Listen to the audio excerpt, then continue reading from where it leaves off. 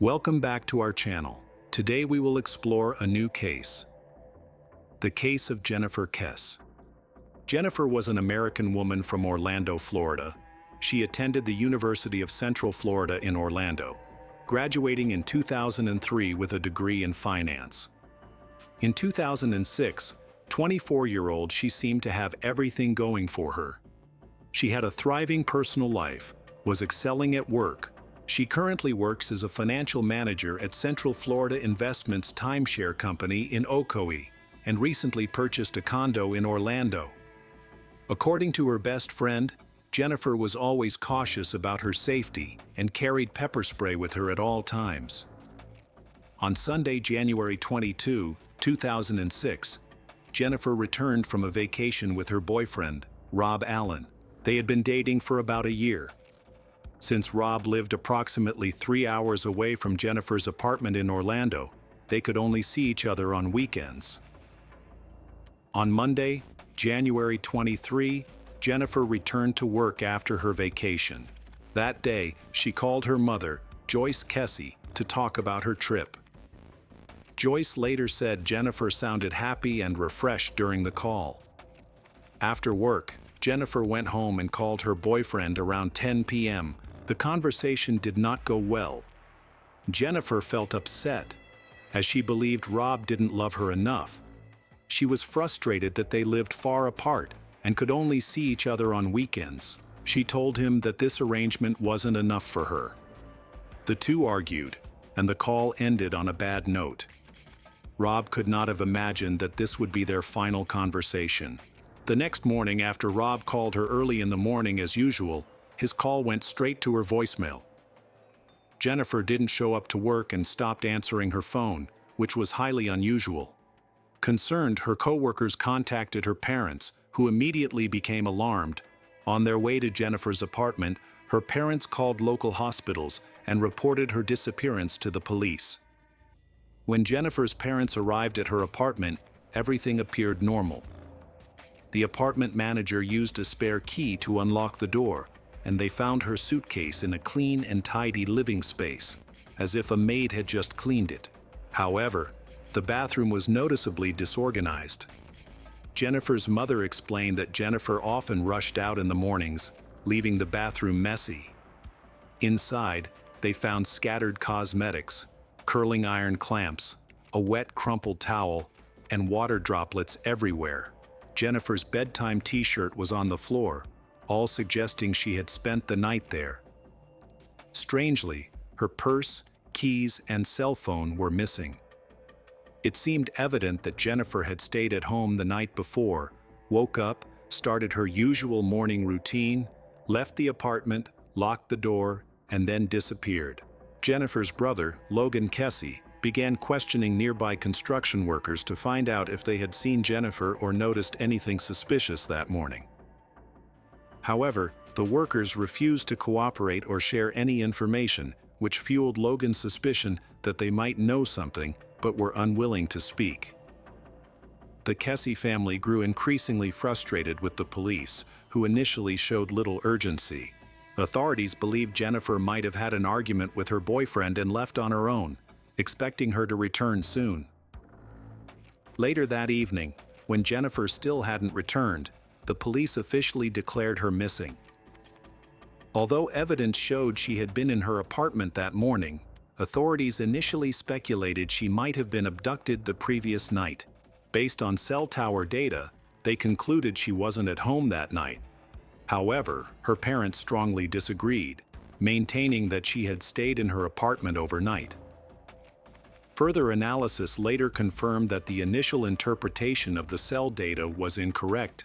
Jennifer had, in fact, spent the night in her apartment. Rob was questioned by investigators, and he provided a clear alibi, proving that he had nothing to do with his lover's death. Jennifer's family and friends immediately organized efforts to find her, distributing flyers with her photo and appeals for help throughout Orlando. Hundreds of people joined the search. However, as the hours turned into days, hope of finding Jennifer alive began to fade. The police struggled to find leads, and while various theories were proposed, nothing concrete emerged. Witnesses reported seeing Jennifer's car leaving her apartment complex around 7:40 a.m. on the morning she disappeared. However, they couldn't identify who was driving or which direction the car went. 2 days after Jennifer went missing, a tip came into the sheriff's office. Jennifer's car was found abandoned at the apartment complex, located nearly 2 kilometers from her own apartment. Jennifer had no known ties to this area, and her family stated that she had never been there before. When police found the car, they asked Rob to inspect it with them, as they were particularly interested in his reaction.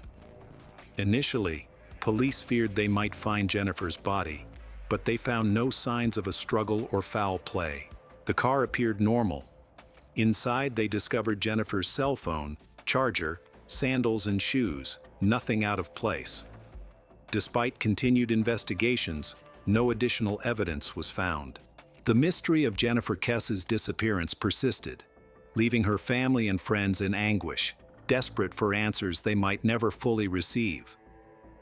Was it a robbery or a car theft? Witnesses might have seen who was inside the car, but none could be located. However, police soon discovered crucial evidence when reviewing surveillance footage in the area where the car was found. Around noon on the day Jennifer disappeared, a camera recorded someone driving her car. The person briefly parked near the pool area, reversed, sat in the car for 32 seconds, then got out and walked away without looking back. The surveillance camera captured images every 3 seconds, but the individual's face was obscured each time by a fence post. As a result, their identity could not be determined. Based on the person's walk, police concluded it was a man about 1.65 meters tall, dressed like a construction worker.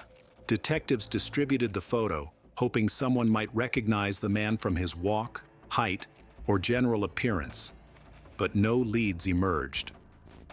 At the time, renovations were underway at Jennifer's apartment complex. She had told her parents that construction workers would stop what they were doing and stare at her whenever she walked by. The workers frequently changed, and many were reportedly undocumented. Possibly because of this, they were uncooperative with the investigation and avoided speaking to the police. Due to language barriers, investigators were unable to question these individuals, and no additional evidence linking them to the case was discovered. There were no surveillance cameras in Jennifer's apartment building, and security relied only on a guard logging visitors' names. However, police found that the visitor log had been left blank. In addition, investigators failed to thoroughly search Jennifer's apartment. No security measures were implemented to protect her home, which allowed around 14 people to enter the apartment before the investigation moved forward. This mismanagement significantly harmed the case. Police were also unable to recover fingerprints from the steering wheel or rear-view mirror of Jennifer's car. It is uncertain whether these areas were wiped clean during the brief period when the car was parked. No traces of DNA were found in the vehicle either. Overall, the investigators' efforts were poorly executed, causing the case to stall. By 2008, on the second anniversary of Jennifer's disappearance, her family and friends gathered in Orlando, holding posters with her image in hopes that someone might recognize her. In 2009, a detective revisited the case with a fresh perspective. He tried to talk to a maid who had worked at Jennifer's apartment complex since 2006. The woman said she remembered the young woman's disappearance. When detectives showed her the surveillance photo of the person seen driving Jennifer's car, the maid commented that he looked like a man she had seen before. She wasn't entirely sure, but the man's walk and hairstyle reminded her of him. The detective discovered that the man had previously lived and worked at Jennifer's apartment complex. He had performed maintenance work in Jennifer's apartment just a week before she disappeared. Tracking the man down was easy. He was serving time in a Florida prison for assaulting a young woman, a crime committed 2 years after Jennifer's disappearance. The detective met with him and questioned him about his work in Jennifer's apartment. He admitted to performing maintenance there and claimed that Jennifer had let him in before leaving for work. When shown the surveillance photo of a person resembling him, the man denied it was him, pointing out that the individual appeared to be about 10 centimeters shorter than he is. He was cooperative and denied any involvement. He agreed to take a polygraph test, which he passed. The detective then interviewed another worker, who had assisted the man with repairs at Jennifer's apartment. The co-worker confirmed they had worked there and stated that everything had gone smoothly. The detective also spoke to the apartment complex manager to check if Jennifer had experienced any conflicts with the man or others. The manager reported that they had noticed no issues. In 2010, this detective was removed from Jennifer's case. Over time, the Kesse family began to feel that the Orlando Police Department had abandoned them.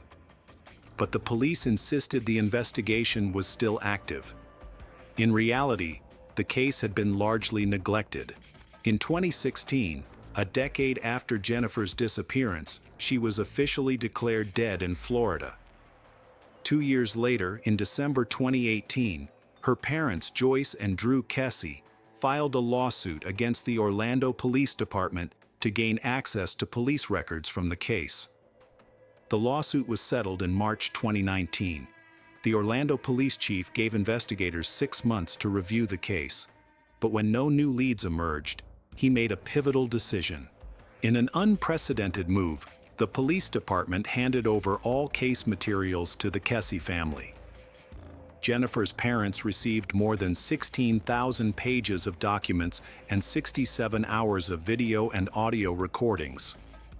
By mutual agreement, the official investigation was closed. The Kesse family then hired private detective to review the case. After examining the files 3 times, the detective expressed shock at the many critical mistakes and oversights made by the Orlando police. The detective began by revisiting the crime scene and speaking with residents of Jennifer's apartment complex. One neighbor had lived there for 2 years before Jennifer disappeared, shared her concerns. She initially appreciated the gated complex with security, but grew uneasy when construction workers began occupying empty apartments. She explained, "When I came home from work, there would be a group of drunk men outside. They would yell unpleasant things or stare at me inappropriately as I walked by. It made me very uncomfortable."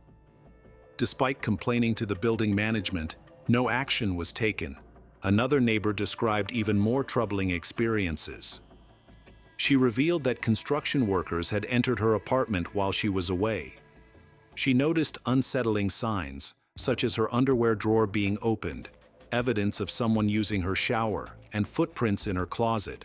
She also recalled a disturbing incident where she caught one of the workers watching her through a window while engaging in indecent behavior. She reported the incident to the police, but the man was never held accountable. He was merely fired and disappeared. A third neighbor revealed that a construction worker had approached her in the parking lot at night, attempting to start conversations and coming across as overly pushy. She said she encountered him several times a week. In contrast, a fourth neighbor had a more positive impression of the same worker. She said, "I remember him as cheerful, friendly, and talkative." She moved into the complex shortly after Jennifer's disappearance and recalled that this worker frequently visited her apartment.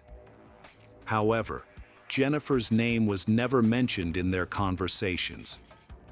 What unsettled this neighbor was that 9 months after Jennifer vanished, the worker suddenly left the complex overnight and disappeared. The man was found through descriptions from neighbors and passed a polygraph test. At this time, when the investigation progressed, the detective uncovered a potential lead. 10 months after Jennifer vanished, a witness reported seeing someone throw a rolled-up carpet into a lake near her apartment complex. At the time, construction workers living in an apartment across from Jennifer's were seen moving carpets, raising suspicions that Jennifer's body might have been hidden in one of the carpets and discarded in the lake. In November 2019, 12 years after Jennifer's disappearance, local police, along with a team of divers, searched the lake where the carpet was reportedly dumped. Despite searching for 2 days, no evidence was found. It has now been 13 years since Jennifer Kesse vanished. After investigating the case for several years, private detective proposed a new theory about her disappearance. Based on interviews with residents of Jennifer's apartment complex, he discovered that approximately 10 construction workers had been living in an empty apartment directly across from Jennifer's unit. He speculated that on the morning of January 24, 2006, as Jennifer was leaving her apartment and locking her door, some of these workers attacked her from behind and dragged her into the vacant apartment. Unfortunately, identifying these individuals has proven impossible, as there are no records or contracts documenting their names. Jennifer's parents have dedicated their lives to finding her. Despite investing significant time and money, they have not yet succeeded. Jennifer's mother expressed the pain of their ongoing search, saying, "It's very, very hard to move forward. The hole in our hearts will remain until we have answers." Jennifer's boyfriend, Rob Allen, also shared that he frequently thinks of her and imagines the life they might have had together if not for this tragedy. The Jennifer Kesse case remains one of the most mysterious and heartbreaking missing persons cases, enduring for more than 18 years without clear answers. The Kesse family continues to seek justice and holds hope that one day, new clues will emerge to help solve the case. The Kesse family remains hopeful for Jennifer's return. They are offering a $15,000 reward for any information that could lead to her whereabouts. Despite extensive investigations and search efforts, Jennifer's whereabouts remain unknown to this day.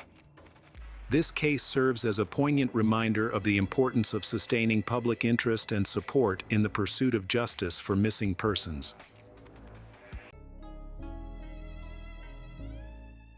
Hi everyone, thanks for returning.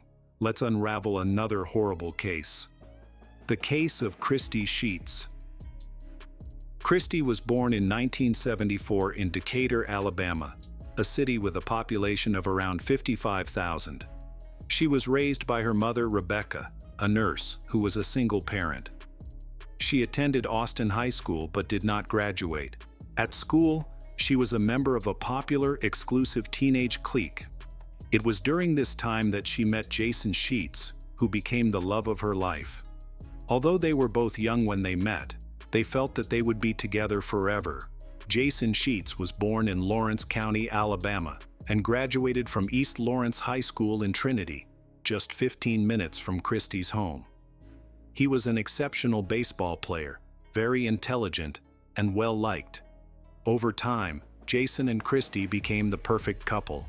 They married in the mid-90s and later moved to Fort Worth, a city in north-central Texas. There they welcomed 2 beautiful daughters, Taylor, born in 1994, and Madison, born in 1999. When their eldest daughter, Taylor, was in 2nd grade, the family moved to Fulshear, a quiet suburb in Texas in the southern United States. They were a middle-class family, thanks in large part to Jason's income as a technology consultant at an oil and gas company in Houston. He graduated in 1993 with a degree in mathematics and began his career as a software developer at various companies. Christy, on the other hand, did not have a stable job. She worked as an executive assistant and vice president at a transportation company, and also as a stylist in a beauty salon. In 2015, she took a job as a receptionist at a laser hair removal clinic in Houston. John Hollis, the clinic manager and Christy's boss, sometimes viewed her as a problem employee, with an unstable personality. Christy has an easy-to-listen Southern accent, which often brings a sense of comfort to customers. However, when there were no customers, she would become different and somewhat sad. Eventually, her boss decided to fire her, which caused her to go through a difficult and painful period. As for Christy and Jason's daughters, they are Madison and Taylor. The eldest, Taylor, is a kind and thoughtful young girl. She has many friends and is trusted by those around her. One friend called her a beautiful soul, highlighting her sweetness and kindness. Taylor often babysat for neighbors and even tutored their children in various subjects. For 6 months, she worked at a preschool, where everyone recognized her natural talent for connecting with kids. During this time, she also taught the boys sign language, which she had learned independently. Besides, Taylor is also a talented and creative artist with a great passion for art. She started dating Juan Sebastian in 2011, and the two got engaged in 2013. Meanwhile, Madison, Taylor's younger sister, is a cheerful and positive girl who always brings joy to everyone around her. Since the age of 14, Madison has been a nanny in her spare time. Taylor and Madison had a wonderful time together. They never fought and truly loved each other. Their father, Jason, also cherished his daughters, and they spent a lot of time together. Christy, their mother, adored her daughters. Madison and Taylor, who were everything to her, they were her reason for living. Christy spoke proudly about her girls, frequently sharing their photos on social media as a testament to her love. 2 years earlier, on Mother's Day in 2013, Taylor shared a heartfelt tribute to her mom, Christy, on Facebook. She praised her mother for being incredibly generous, always prioritizing her family without expecting anything in return. Additionally, she described her mother as one of the strongest people she knows, having faced many challenges in life, but always showing love and devotion to her daughter. However, beneath that happy exterior, Christy is struggling with emotional problems. In 2012, Christy lost her grandfather, who had been her main support and mentor, marking the beginning of her emotional decline. Just 2 months later, Christy's mother passed away, leading her to battle severe depression. This condition became so overwhelming that she attempted to end her life 3 times by taking large doses of medication and began drinking excessively. Over time, Christy required ongoing treatment for depression and anxiety, spending the next 4 years in 3 different private psychiatric hospitals.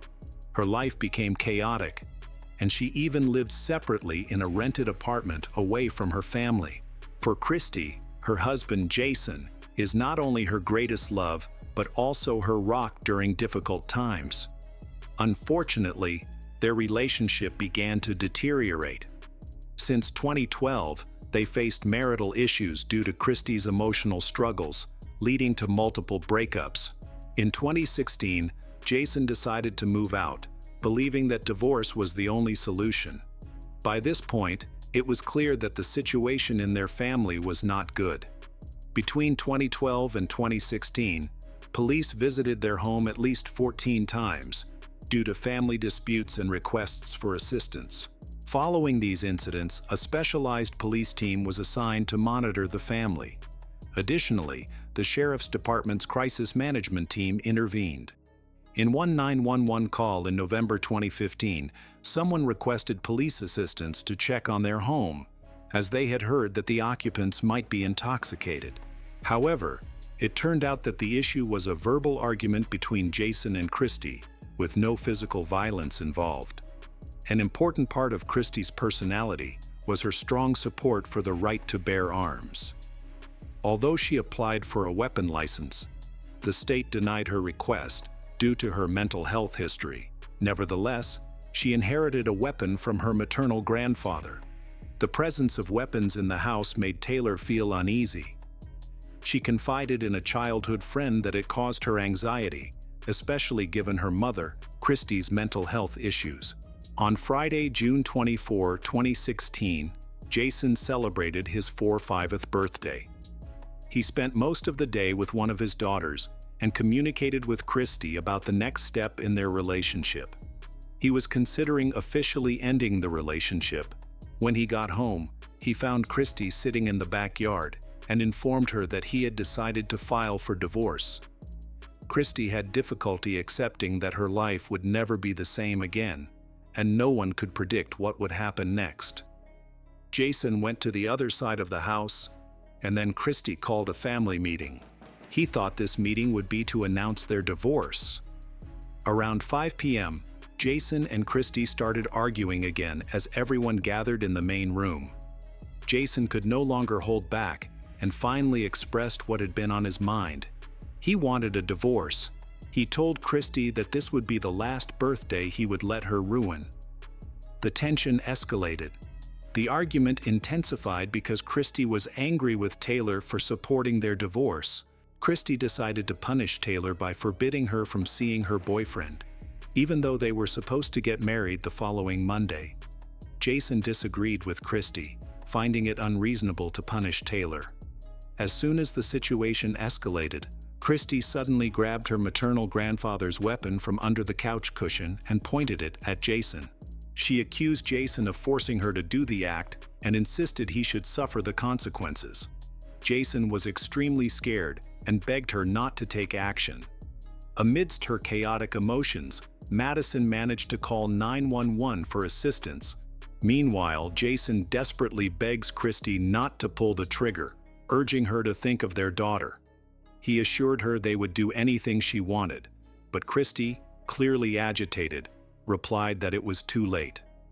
During the call to emergency services, screams could be heard from Jason and their daughters. One daughter cried out, "Please don't do this. Forgive them. Don't do it." But her pleas were ignored by her mother, Christy. As Jason tried to calm Christy, she began attacking Madison and Taylor. By that time, the police were already en route. Jason ran behind the couch, trying to help his daughters escape, but it was too late. Christy attacked Madison in the neck. As Madison attempted to flee out the front door, she lost consciousness and died from her injuries. Christy then pursued Taylor, who was also injured and trying to escape. In that moment, Taylor reached out to 911, struggling to explain the situation and mention her injury, but the dispatcher could only hear sounds of distress before the call abruptly ended. The neighbors were in shock at what was unfolding. One of them attempted to call 911 and explain the situation. The neighbor reported that 2 individuals had wounds from weapons and that a woman with a weapon was coming out of her house.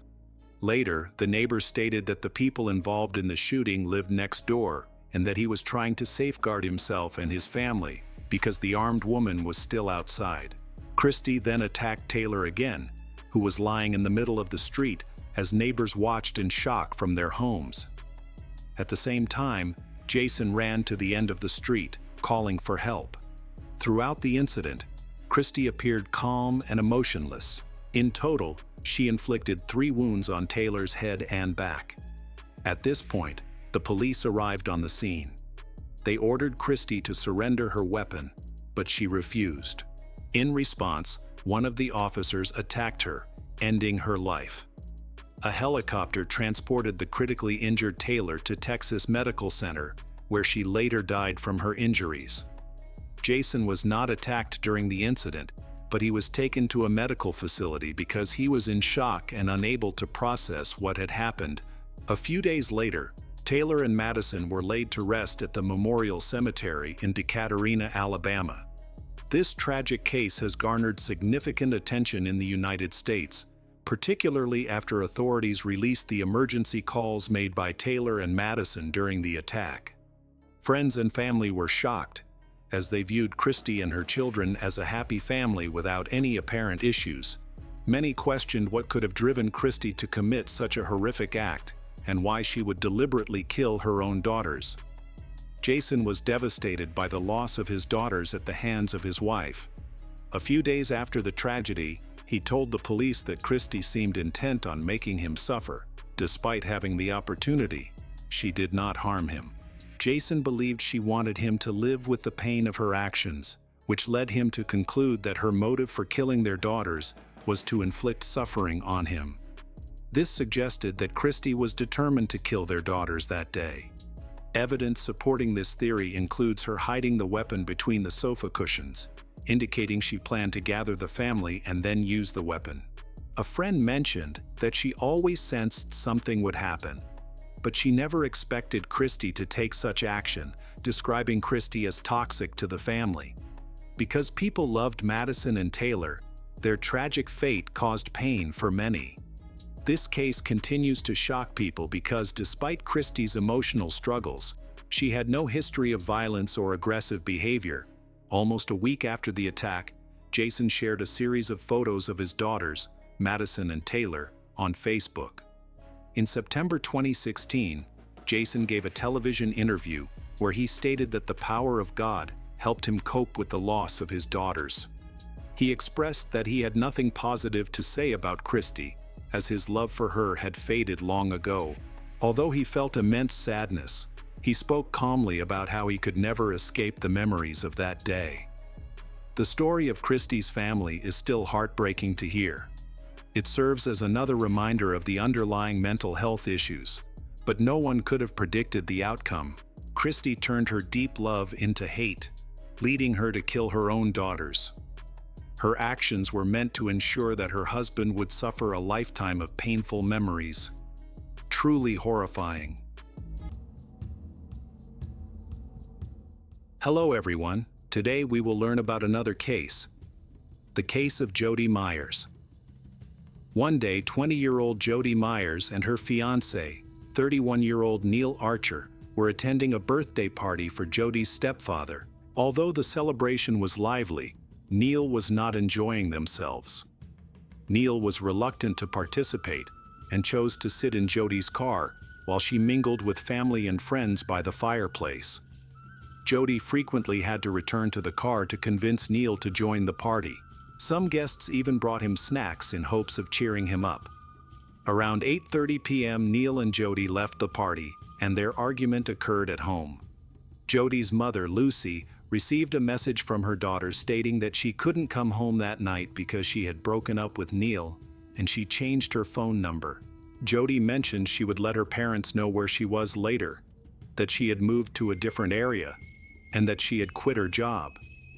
Once things calmed down, she promised to explain everything in detail. Jody also assured her mother that she was safe, that her friends were with her, and she also expressed her love for her family. The message was poorly written and lacked punctuation, which concerned Lucy. She noticed several spelling errors, which were also unusual for Jody, who generally had no issues with spelling and grammar. Normally, if she made a mistake, she would quickly correct it, but in this case, she did not. One possible explanation for Jody's behavior is that she was feeling rushed or stressed after breaking up with her fiancé the night before. However, it was puzzling why Jody would take the time to write a message when she was likely overwhelmed. This causes Jody's mother and sisters to suspect that she was not the one who sent the message. Furthermore, Jody would never abandon her 2-year-old son, Elijah, who she had with Neil. Her family was certain of this. Elijah was the center of Jody's life, and she loved him dearly. Friends and family believed that if Jody had intended to leave, she would have taken him with her. This concern prompted the family to report Jody's disappearance to the police. The family members were reluctant to accept that something terrible might have happened, but they were also worried about losing precious time. Doubts began to arise in their minds, and they feared that the police might not take their report seriously, as cases of missing young women who had argued with their fiancés were often overlooked. However, the police treated Jody's family's report with great seriousness. They were particularly concerned that Jody had left her child behind, which was an unusual situation they couldn't ignore. Detectives quickly launched a search, and public worry grew when it became known that someone had used Jody's bank card to withdraw $250 from an ATM in the city center. This raised the possibility that either Jody was nearby and intended to return, or an unknown person was trying to cover up the situation. Jody Myers was officially reported missing, prompting an investigation. Jody's story quickly gained attention across, especially among investigative teams. Authorities interviewed everyone close to Jody, including her fiancé Neil, but none could provide useful information about her whereabouts. Neil, being the last person to see her, shared details with the police. He revealed that he and Jody had argued on their way home from a party. During the drive, Jody angrily threw her ring out of the window, and the police later searched for it. Neil also stated that he last saw Jody when she got into a red Nissan X-Trail with an unknown man and woman. The police did not disclose that Neil was their main focus. They described him as a valuable witness, but at that point, he was their only person of interest. Extensive searches were conducted in the areas surrounding where Jody was last seen, including local bushland and the Murray River, but no trace of her was found. The ring Jody allegedly threw out of the car also remained missing, despite Neil indicating where it might be. As the investigation progressed, relatives, friends, and acquaintances frequently appeared in the media to discuss the case and share their thoughts. Neil's mother, 57-year-old Margaret Archer, spoke to reporters about her son's partner, Jody. Margaret expressed hope for Jody's return, as she is needed by her son. Meanwhile, Neil addressed the media, responding to their presence outside his house while playing with his son. He took the increased attention calmly, stating only that it was a bit stressful for him, but he was happy to assist the authorities in the investigation. For the purpose of the investigation, the police requested video footage from ATM surveillance cameras and were surprised by what they found. The money had not been withdrawn by Jody or Neil, as they had previously thought. Instead, it was a woman in a hooded sweatshirt, clearly trying to conceal her identity. Detectives quickly identified this woman as Margaret. While her cash withdrawal did not implicate her in murder, she was arrested for theft. It was unclear how Margaret had obtained Jody's bank card and used it after Jody went missing. Margaret might have stolen the card or borrowed it from Jody. Regardless, Margaret strongly denied any involvement in Jody's disappearance, both to the police and in public. After being questioned, she was released on bail, but this unusual situation led investigators to closely examine her actions during the time Jody was missing. Detectives discovered 2 receipts from different hardware stores. Margaret had purchased 10 bags of cement from one store and another 10 bags from a second store, along with a wheelbarrow. These purchases were notable for their large quantity. Investigators needed to verify that these transactions were made by Margaret. They visited the store where Neil's mother had gone 3 days after Jody's disappearance. After reviewing the surveillance footage, they confirmed that Margaret had indeed bought a large amount of cement. However, they questioned why she needed so much. While buying construction materials is not illegal, detectives still needed to understand the context of those purchases. The purchase had been made with the exact amount that Margaret withdrew from the ATM, which left the police confused, until they spoke with Margaret's husband, Lawrence. He explained that on the day Jody went missing, he was in Tasmania. When he returned home, his son Neil told him he had a Father's Day gift. Since Neil rarely showed generosity, he was intrigued. Neil led him to the yard, where a freshly poured concrete slab lay in the shed, which Neil had just finished. Lawrence was surprised, as he thought of Neil as lazy and selfish, but he could see that his son had done a lot of hard work. He thanked Neil for the gift and began sharing stories about his trip to Tasmania. As the detectives listened, they began to connect the dots, realizing that Neil was no longer just a witness. He was now the main suspect in Jody's disappearance. At the same time, Neil's brother, Aaron Archer, felt guilty because he knew something, but was afraid to speak up for fear of implicating his family.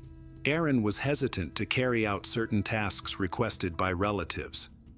When he learned something troubling, he urged Neil to go to the police, but Neil refused. With no other option, he went to the station and decided to share everything he knew. On September 24, 2015, at midnight, Aaron met with police officers at a predetermined location. Following his brother's visit to the police station, Neil was taken into custody and charged with the murder of his fiancée, Jody Myers. The next day, investigators searched the home of Margaret in Murray Bridge, a town about an hour and a half from Adelaide. During this search, forensic teams discovered a woman's body buried in a shallow grave beneath a concrete slab in the shed. This slab had been a Father's Day gift for Lawrence. Experts later confirmed that the body was Jody Myers, who had been missing for a month. Investigators indicated that the evidence suggested a violent murder had taken place. Afterward, Lucy's son-in-law, Michael Bates, publicly expressed the family's hopes for Jody's safe return until they received the tragic news. Her death created a profound loss for them, but they cherished the loving memories of her as a mother, daughter, and sister, emphasizing that she was not to be blamed for anything. From that point on, the family was left with only memories, which they considered their most precious treasures. A few months later, Margaret was arrested for her alleged involvement in Jody's murder. Despite the charges, Margaret was working hard to prove her innocence. It is believed that Neil's father, Lawrence, was unaware of the events surrounding the case. Then, investigators have built a detailed narrative into the Jody Myers case. After returning home from a party, Jody and Neil had a severe argument. Neil felt that he had not impressed Jody's parents and believed they wanted him and Jody to break up. In a moment of rage, he lost control and strangled Jody with the cord of his hoodie until she stopped breathing. Later, reports surfaced that while in jail, Neil told other inmates that his mother had been present during the argument and had restrained Jody, although this claim could not be substantiated. The following day, Neil asked his mother to help him hide the crime, and Margaret, without hesitation, agreed to dispose of the evidence related to the murder of Jody, who had given her a grandchild. She withdrew cash from the ATM to buy cement and added $10 to Jody's phone to send a message to Jody's family. It became clear that Neil pressured his mother to handle all the illicit activities for him. Margaret had previously been a victim of domestic violence herself, which makes it even more perplexing that she would agree to cover up such a tragic crime. Many people find this behavior abnormal, regardless of a mother's love for her child. It is difficult to believe she would justify helping him in such a horrific situation. However, some parents claim they would do anything for their children, and Margaret likely belonged to this group, which is truly disturbing. Even more alarming is the fact that Jody's 2-year-old son, Elijah, partially witnessed the incident. He was sitting in the car while Margaret visited hardware stores and made purchases. It was also revealed that Elijah was in Margaret's house when Neil transported and buried his mother's body in a shed. As the case progressed, new information shocked the public. The police recorded phone calls between Margaret and Neil discussing how to hide the crime. Both felt guilty and unable to find a solution to their problem. During their conversations, they also mentioned Neil's brother, Aaron. Margaret attempted to involve her second son, and later his half-sister, in the cover-up. She pressured them to burn clothes and destroy evidence, such as cement bags. However, Aaron cleverly refused to comply and eventually reported the situation to the police. In 2016, Neil Archer pleaded guilty to the murder of Jody Myers. In 2017, he was sentenced to life in prison, with the possibility of parole after 22 years. This outcome is relatively favorable by Australian standards, and it is reassuring that the murderer accepted his guilt. In South Australia, a guilty plea can lead to a sentence reduction of about 30%, but the judge determined that Neil did not merit this reduction. Jody's friends and family were pleased with the verdict. Meanwhile, Margaret Archer hesitated until the last moment to admit her wrongdoing. She changed her story and confessed. Her lawyer claimed that Margaret had always lived a good life and cared deeply for her large family. However, considering that she waited until the very end, unwilling to confess to the crime, one can easily conclude that Margaret felt no remorse for her actions. In 2018, she was sentenced to 6.5 years in prison for aiding a criminal. Then, she was released in June 2022. Meanwhile, little Elijah is being cared for by his grandmother, Lucy. Zoe Gabrielle Campos was born in September 1995 in Lubbock, Texas. She was the youngest daughter of her parents, Melinda and Alejandro Campos III. She had an older sister, Savannah. Their father served in the Navy infantry, which caused the family to move frequently, but after a few years, they eventually returned to Lubbock. Melinda and Alejandro eventually divorced. While growing up, Zoe had many different hobbies, but most of all, she loved animals. Zoe's mother said that the girl often brought home stray animals. She has a kind heart, wants to help all animals, especially dogs, cats, and turtles. Zoe was very close to her mother from a young age. Her mother mentioned that people often joked about how Zoe and she had forgotten to cut the umbilical cord. Zoe was an incredible daughter, sister, and friend. She was cheerful, funny, but very caring. Zoe was also interested in mechanics and spent her free time repairing cars. Shortly before her disappearance, she started working on an old car that she hoped to restore herself. Her mother said that if Zoe could open a pet store next to an auto repair shop, she would definitely do it. Zoe had a wonderful relationship with her sister Savannah, and they spent a lot of time together. Savannah had 2 children, and Zoe loved being an aunt. She enjoyed taking her nephew fishing at a lake not far from their home. Despite being only 18 years old, Zoe was very mature and extremely responsible. She didn't go out partying, preferred the silence and cozy atmosphere at home. Unfortunately, all of this was taken away from her. On November 17, 2013, Zoe spent most of the day with her family. Later that evening, she planned to go to her friend April's house, where a baby had just been born, and April invited her closest friends to celebrate the occasion. It was not a big party, but rather a small gathering of friends, and of course, everyone there knew April. However, not all the guests knew each other. It was a normal evening. Everyone was chatting, and a friend mentioned that Zoe left around 9 p.m. because she planned to go to dinner with her sister Savannah. They intended to spend the evening with another friend. Savannah later reported that during dinner, Zoe was as carefree as ever. After dinner, everyone went to watch a movie. When the sisters returned home, Zoe planned to spend the night at Savannah's house to take care of her nephew and niece the next day while Savannah was at work. Savannah stated that the movie ended at 11:30 p.m., and during the film, Zoe seemed to fall asleep. When they got home, Savannah went to her room, thinking that Zoe would sleep on a couch in the living room, unaware that the next morning, her sister would be gone. Zoe left the house later that night when Savannah went to bed, which was out of character for her. It is known that Zoe left home at night from an emergency message her mother received at 2:30 a.m. Melinda worked at a bar that closed around that time, and she was pleasantly surprised when she got a message from her daughter, asking for a ride home. Melinda waited for about 30 minutes, but Zoe never showed up. Initially, Melinda was not too troubled and tried to call her daughter, but Zoe didn't answer. Melinda thought that maybe Zoe had simply fallen asleep. Melinda reached a friend's house near the bar and stayed there overnight, planning to return home in the morning. On November 18th, Zoe's sister woke up and began getting ready for work. Seeing that Zoe was not on the couch and not in the house, Savannah immediately started calling her. When Zoe didn't answer and her car wasn't parked outside, Savannah thought Zoe might have gone home early. She called again, but each time, the call went straight to voicemail.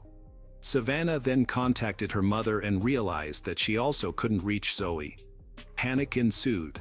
Savannah and Melinda started calling hospitals to see if perhaps Zoe had been in an accident. However, after several hours without contact or any information, the women finally reported Zoe's disappearance to the police at around 5 p.m. The police could only accept a missing persons report after 24 hours. Fortunately, they agreed to send out a profile of Zoe's car and attempted to contact her mobile service provider. They were informed that Zoe's phone was either turned off or the battery had been removed. Then, a surprising coincidence occurred. Zoe's aunt, Monica Rivas, was driving through the city on November 20th when she spotted her niece's gray Lincoln car near the university on 62nd Street. Monica immediately followed the car, trying to see the driver, but found it difficult due to the tinted windows and the car's speed. Still, she managed to determine that the driver was a man dressed in a hoodie with a darker complexion, and he appeared to be about 20 years old. As Monica followed the car, a lot of questions raced through her mind. Was Zoe in the car? Had this person harmed her?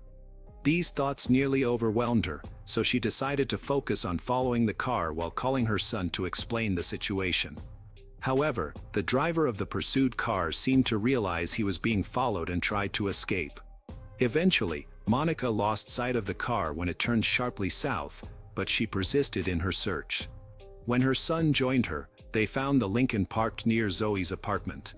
Monica immediately called the police and had to wait about an hour for the officers to arrive. Unfortunately, Zoe was not in the car, and she remained listed as missing. After inspecting the car, the police discovered several items: a phone charger, a black jacket, a sweatshirt, and some duct tape. They collected all of these items as evidence and lifted fingerprints from the vehicle. Since Zoe's father was an active member of the Marine Corps, the Naval Criminal Investigative Service became involved in assisting with the investigation. They took the jacket for forensic examination to look for any traces that could lead them to Zoe. The investigators also needed to find out if anyone had seen her on November 17 from 11:30 p.m. onward. Based on her latest text messages, mobile phone operators helped to estimate her approximate location, which indicated that she had been within a 1-mile radius of Lowry Field, a local football field. This area had a reputation for crime and other societal issues, which surprised Zoe's friends and family. Zoe did not use illegal substances and had no involvement in what is known as human trafficking, raising their concerns about the location where she was last seen. The investigators tried to speak with everyone who had been at April's house the night Zoe went missing, hoping someone might have heard or seen something unusual regarding Zoe's behavior or conversations. They discovered that a man named Carlos Rodriguez attended the party. When questioned on November 25, Carlos claimed he did not know Zoe before they met at April's but mentioned they had conversed briefly. He stated that they left at almost the same time, but the investigators found something odd in this story. Something felt insincere. As a result, Carlos was called in for additional questioning on December 9. During this session, the investigators received significantly different information. Carlos admitted he had lied earlier, that he and Zoe communicated on Facebook after leaving April's. He said they had agreed to meet at his house that night to chat, but he continued to deny any involvement in Zoe's disappearance. He claimed she had come over, they intended to smoke marijuana, but when they had none, so Zoe left to find some and never returned. Carlos explained his initial deceit was due to not wanting to get in trouble over banned substance. However, he became the primary suspect in the case. Given that he had lied previously, investigators wondered if he was telling the complete truth this time. It turned out that his house was within a 1-mile radius of Lowry Field. In 2014, Zoe's family hired their own investigator to pursue any leads they came across, and they received numerous messages from community members eager to assist in the investigation. The investigators insisted that Carlos knew more than he disclosed. Eventually, they obtained a search warrant and investigated his residence. The police dogs brought and found several traces of Zoe's scent in that house and in the alley. The police conducted thorough searches of the premises but found no additional evidence. Over the course of 2015 and 2016, the entire community aided in the search, spreading awareness by posting flyers featuring photos of Zoe in hopes that someone might remember her or provide clues. As the years passed, Zoe's family and loved ones clung to hope for her safe return. On November 16, 2016, relatives and community members held a candlelight vigil to honor Zoe, who had gone missing 3 years prior. Over the years, investigators continued to seek the truth from Carlos. He was repeatedly called in for questioning, yet each time, his account of meeting Zoe evolved. However, when investigators found DNA on Carlos's jacket, he had to admit that Zoe had been in his house and in his room for some time. That night, Carlos was interrogated at the Lubbock County Detention Center. During investigations into Carlos, it was revealed that he had been stalking his ex-girlfriend, who said Carlos had threatened her with violence on several occasions. At that point, investigators were sure there was more to his story, but they needed concrete evidence before they could request another warrant. Then, another inmate, who was serving time with Carlos, mentioned in a conversation about the search that was being conducted at Carlos's house that the police have searched the body will not be found until the concrete is removed. This statement was later confirmed by an informant who, on July 31, 2018, contacted detectives to tell them that Carlos had confessed to him where he hid Zoe's body. The informant provided specific details from Carlos's words about where the body could be found, which was enough to obtain another search warrant. In November 2018, the same team of police officers, accompanied by service dogs, went to conduct a search in the backyard. The dogs alerted the police, and they began digging in that area.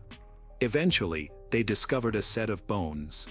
The bones were sent for examination, but before determining whose they were, there was no certainty that they were human remains. Carlos was called in for questioning, and in the middle of the interrogation, when the bones were mentioned, he fell silent, refused to talk until he was granted access to a lawyer. The lab results came quickly, revealing that the bones were not Zoe's, but rather animal bones. Investigators decided not to inform Carlos of this, as his reaction when the bones were mentioned suggested that the investigation was close to solving Zoe's case. In the following days, Carlos was closely watched, as were those he communicated with. After monitoring some of his conversations, investigators realized that Carlos genuinely believed they had found Zoe's remains. On November 14, the police used ground-penetrating radar to identify additional areas to dig. However, before digging commenced, Carlos requested to speak with the lead detective. During this meeting, Carlos gave a full confession. He explained that on the night he and Zoe were together, they decided to use an illegal substance. After taking it, he went crazy, hit Zoe hard in the face, put her in a chokehold, and took her life. Carlos claimed that he buried Zoe that night in his backyard and later relocated her body to a deeper grave. Investigators took Carlos to the residence where he showed them the location of Zoe's remains. Just after 10 p.m. on November 16, 2018, Zoe's decomposed remains were found. Carlos was arrested and charged with her murder. The arrest warrant stated that Carlos Rodriguez confessed to killing Zoe in the house in which he committed the crime early in the morning of November 18, 2013. Zoe's remains were sent for forensic examination. Since much time had passed and the body had decomposed, they had to use dental records to confirm the identity of the remains. Zoe's father explained that when he sat down with relatives and told them that the body belonged to Zoe, everyone felt some relief, knowing that Zoe was not lost or suffering, and while this part of the tragedy was over, the pain remained. Despite Carlos's full admission of guilt, he later maintained in court that he was innocent. He also published a letter intended for the media in which he reiterated his claim of innocence, stating that he and Zoe had met at April's house for the first time and that they had shared some flirtation. Carlos claimed that when he sent Zoe a message on Facebook late at night, they agreed to talk at his house. He stated that during the conversation, his mind, clouded by the substance, distorted reality, leading him to perceive Zoe as having an evil grin before he struck her. He said he did not remember how he managed to catch up to her, and that he regretted the actions he took, having lived for 5 years with guilt over the murder. Carlos apologized to Zoe's family in his letter, asking them to forgive him and encouraging them not to succumb to hatred. He also claimed he had to bury Zoe's body after it began to be unearthed by dogs. He and his lawyers prepared for trial, arguing that his original confession had been coerced because he had not been represented by a lawyer at the time. However, the judge ruled that both Carlos's oral and written confessions were legally obtained, could be used in court. On August 15, 2022, Carlos changed his plea from not guilty to an open plea, meaning he did not make a deal with prosecutors but planned to use his chances in court. He faced a minimum sentence of 5 years and a maximum of life imprisonment. After a brief deliberation, the jury delivered their verdict on August 18, sentencing Carlos Rodriguez to life imprisonment for the murder of Zoe Campos.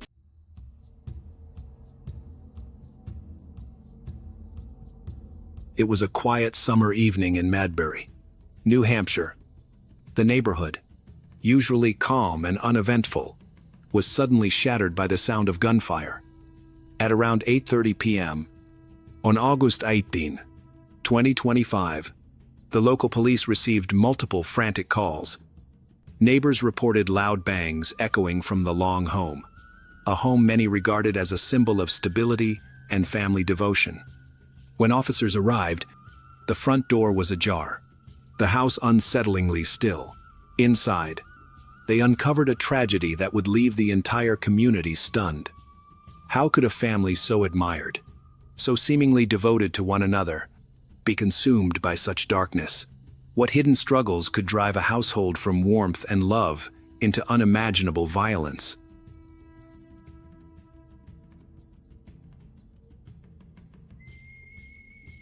Emily Long was born on April 12, 1991, in Portsmouth, New Hampshire, a small coastal city, not far from where she would later settle with her own family. With its historic charm, tree-lined streets, and proximity to the ocean, Portsmouth provided a picturesque backdrop for Emily's early years. She was the second of 3 children born to John and Linda, a couple whose lives had already been marked by both joy and loss. Only months before Emily's birth, John and Linda endured the heartbreak of a pregnancy that ended tragically. The grief left a scar, but when Emily arrived, she became a symbol of renewal, living proof that hope could follow sorrow. For her parents, her birth rekindled their determination to build a stable home filled with love and resilience. Linda, a dedicated elementary school teacher, was known for her patience and warmth, qualities she carried into motherhood. John, a hard-working mechanical engineer who managed a modest workshop, labored long hours to provide for his family. He instilling in his children a strong sense of discipline and responsibility. Emily's childhood unfolded in this environment of quiet strength. The Long household was modest yet steady, private but warm. Neighbors later recalled how the family kept a low profile, avoiding unnecessary attention. Yet it was clear to those who knew them that Emily was raised in a home full of love and strong values. Her parents emphasized education, perseverance, and kindness, principles Emily absorbed early and carried with her. From the start, Emily showed herself to be bright, motivated. Teachers remembered her as cheerful, eager to learn, and always willing to help classmates. As she grew older, her natural sense of responsibility deepened. By high school, she had earned a reputation for being dependable and ambitious. She wasn't the loudest or most outgoing student, but her consistency, warmth, and work ethic made her stand out. Classmates described her as approachable, always smiling, the kind of person you could count on in any situation. These years also revealed her growing independence. Emily wasn't driven only by academic success, but by a determination to build a meaningful life. Her dedication to her studies eventually opened the door to higher education. After graduation, she pursued a degree in hospitality and hotel management, a field that matched her love of organization and her natural ability to connect with people. The program demanded long hours and discipline, but Emily thrived, meeting every challenge with the same perseverance that had defined her earlier years. It was during this time that Emily's life took another important turn. At university, she met Ryan Long, the man who would eventually become her husband. Their relationship wasn't a whirlwind romance, but rather a steady, deliberate bond built on mutual respect and shared goals. Over time, their affection deepened. After several years, they chose to marry, united by a common dream, to create a loving home and raise a family together. Ryan Long grew up in a family that valued compassion and service. As a teenager, he found joy in music, often spending evenings playing guitar with friends. Because he was attracted to teaching and wanted to assist children, he became a teacher in New Hampshire town. Over the years, Ryan established himself as a steady and respected figure in the lives of his students. Parents appreciated his dedication. Colleagues admired his calm presence. Children also respond to his kindness and patience. His quiet but consistent influence left a mark on everyone around him. Those who worked alongside him spoke of a man whose sense of duty and care never wavered. Even in the face of challenges, together, Emily and Ryan built the family life they had long envisioned. Their marriage, grounded in affection and mutual respect, grew stronger with time. They welcomed 3 children: Parker, born in 2017, Ryan, born in 2019, and their youngest, a toddler daughter. Parenthood filled their home with energy and joy. Friends often describe the Long household as warm, lively, full of laughter. Emily was a dedicated and hardworking mother who always made time for her children. Meanwhile, Ryan's calm, patient personality created a stable home environment. Together, they projected an image of stability and fulfillment. Admired by neighbors, since 2018, Emily had worked as the operations manager of a construction company, a role that demanded organization, leadership, and long hours.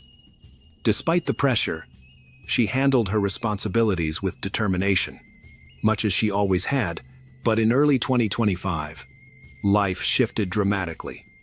Ryan received a devastating diagnosis: glioblastoma, an aggressive and almost always terminal form of brain cancer.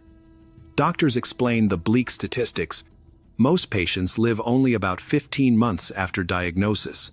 Even with surgery, chemotherapy, and radiation, the illness was relentless, often accompanied by seizures, memory loss, and dramatic personality changes. For Ryan, those effects began to show quickly, altering the man his family had always known. Emily suddenly faced a role she had never anticipated: wife, mother, and now full-time caregiver. She carried the crushing weight of managing her husband's treatments, raising their children, and holding the household together. Struggling to process her reality, she turned to social media for an outlet, posting under her own name on TikTok. Emily began sharing candid videos about the toll of living with a spouse's terminal illness. In her clips, she documented the exhausting cycles of appointments, treatments, and setbacks, as well as her own battles with depression, anxiety, and overwhelming fatigue. She often described the platform as her diary, once saying that filming her thoughts felt cheaper than therapy. Yet, as the weeks went by, Emily's online posts grew darker. The burden of caring for Ryan while raising 3 children, much of it on her own, became overwhelming. Her videos revealed a growing sense of hopelessness, inner conflict, and the suffocating pressure of a life consumed by illness. On Sunday, August 17, 2025, Emily, just 34 years old, uploaded what would be her final message. She admitted feeling crushed by depression and the relentless situation at home, though she insisted she was still trying to stay strong for the sake of her children. On the night of August 18, 2025, at approximately 8:30 p.m., local police rushed to the Long family's home in Madbury after neighbors reported the sound of gunshots. The scene they uncovered marked a devastating turning point in the town's history. Inside, officers found Ryan Long, 48, dead from multiple gunshot wounds, and their 2 eldest children, Parker, 8, and Ryan, 6, each killed by gunfire. Emily herself was discovered in the master bedroom, a handgun still in her grasp, having died from a self-inflicted shot. Amid the devastation, the youngest child, a toddler, was found alive in a crib. An investigation began immediately. Detectives reviewed Emily's social media posts, text messages, and emails, which revealed a clear pattern of emotional decline. Although she left no written note, her online entries had grown increasingly despairing in tone, pointing to exhaustion, depression, and untreated mental strain. Forensic examinations later confirmed the timeline. OESI.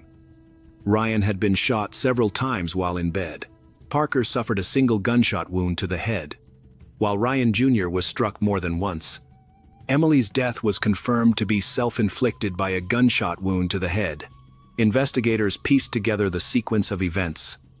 At some point on the evening of August 18, Emily retrieved a firearm that legally belonged to Ryan and turned it first on her husband, then on their 2 older children, before ending her own life. the youngest child miraculously surviving. With no signs of forced entry, no evidence of outside involvement, and the weapon traced back to the household, the case was ruled a murder self-inflicted. In the aftermath, the New Hampshire Attorney General's office urged the public not to draw simple conclusions. Officials stressed that tragedies of this scale rarely stem from a single cause. Ryan's terminal illness and Emily's emotional collapse were viewed as major pressures, but investigators also acknowledged broader financial, psychological, and social stressors that may have contributed. For Madbury, a town of barely 2,000 residents, the loss was staggering. Friends and neighbors remembered Ryan as a dedicated teacher, beloved for his calm presence and the care he showed his students. One longtime friend described him as an incredible man whose greatest dream was to be a father, a dream that had defined much of who he was. Neighbors recalled Parker and Ryan Jr. as bright, affectionate, and endlessly playful. Just weeks before the tragedy, they had set up a small lemonade stand outside their home, an innocent act of childhood that now stood in heartbreaking contrast to their fate. Amidst the community's grief, troubling revelations soon emerged. Reports surfaced alleging financial misconduct by Emily at her workplace. Derek Fisher, the owner of a restaurant chain where Emily worked as director of operations, disclosed that a substantial amount of money, nearly $660,000, had gone missing over the course of a year. According to Fisher, these irregularities began well before Ryan's cancer diagnosis. The missing funds, he explained, were tied to a series of checks issued in Emily's name. When Fisher confronted her, Emily's answers were evasive. He requested bank statements covering the past 3 months, which she handed over on August 5, 2025.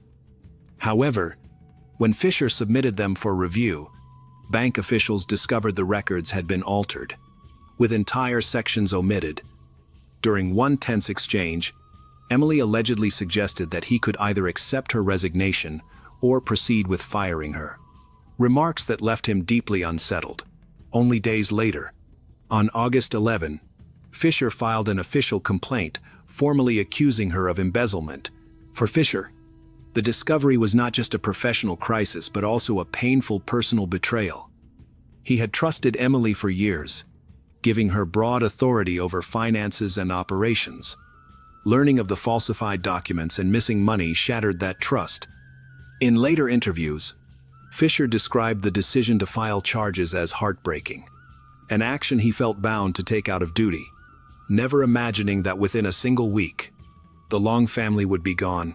The overlap of events left him, and many others, wondering whether this new wave of pressure, layered on top of Ryan's illness and Emily's emotional decline, might have pushed her beyond the breaking point. As of now, the official investigation into the Long family tragedy remains open. Authorities continue to reconstruct Emily's final days by reviewing financial records, examining communication logs, and interviewing relatives, neighbors, colleagues. The case has ignited an urgent conversation about mental health. Experts stress that tragedies like this cannot be attributed to one factor alone. Instead, it is a portrait of cumulative pressures, the crushing reality of terminal illness, the relentless strain of caregiving, the quiet slide into depression, and possibly the added weight of financial or professional turmoil. Emily's online videos, rough, unedited, and painfully honest, have since become haunting evidence of a slow, silent collapse. Viewers now revisit her words with fresh eyes, recognizing signs of despair that may have gone unnoticed at the time. Her posts reveal how isolation, compounded by exhaustion and unrelenting responsibility. Psychologists emphasize that Emily's struggle is not an isolated one. Millions of caregivers, particularly women, face overwhelming stress, with little structured support. In response to the tragedy, mental health organizations across New Hampshire began strengthening their safety nets. Local clinics made their crisis hotlines available more often. Counselors started programs to help families dealing with a loved one's terminal illness. The community held workshops to teach teachers, religious leaders, and neighbors how to spot caregiver burnout and severe emotional distress. State lawmakers created new rules to make sure people caring for loved ones in extremely difficult situations get help before they are overwhelmed. Meanwhile, candlelight vigils were held at local churches, and the school district lowered its flags in mourning. Friends, neighbors, colleagues came together to share memories of Ryan's steady compassion, Emily's determination, and the children's bright laughter. The surviving toddler soon became the focus of the community's prayers, donations, and efforts to provide comfort for the only family member spared from the violence. The story of Emily and Ryan Long now stands as a heartbreaking reminder of the human lives behind statistics and headlines. Their story is not only one of tragedy, but also of love. A marriage rooted in devotion. Children are raised in a foster home, a family that has shown stability, resilience over the years. Yet it is equally about the cost of silence, the dangers of unaddressed despair, and the devastating consequences that can follow when systems of support fail. For those watching from the outside, this case leaves difficult but necessary questions.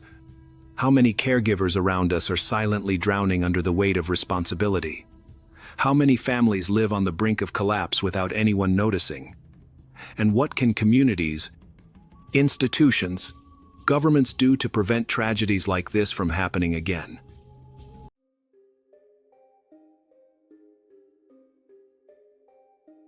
On March 21, 2022, the neighborhood of Simon Bolivar in Barrancabermeja woke up to an unusual morning. There was something heavy in the air, a strong, penetrating odor that drifted through the streets, clung to clothes, and seeped into nearby homes. Neighbors began whispering among themselves, passing rumors from one door to the next. Something strange was happening at the home of Johanna Chavez.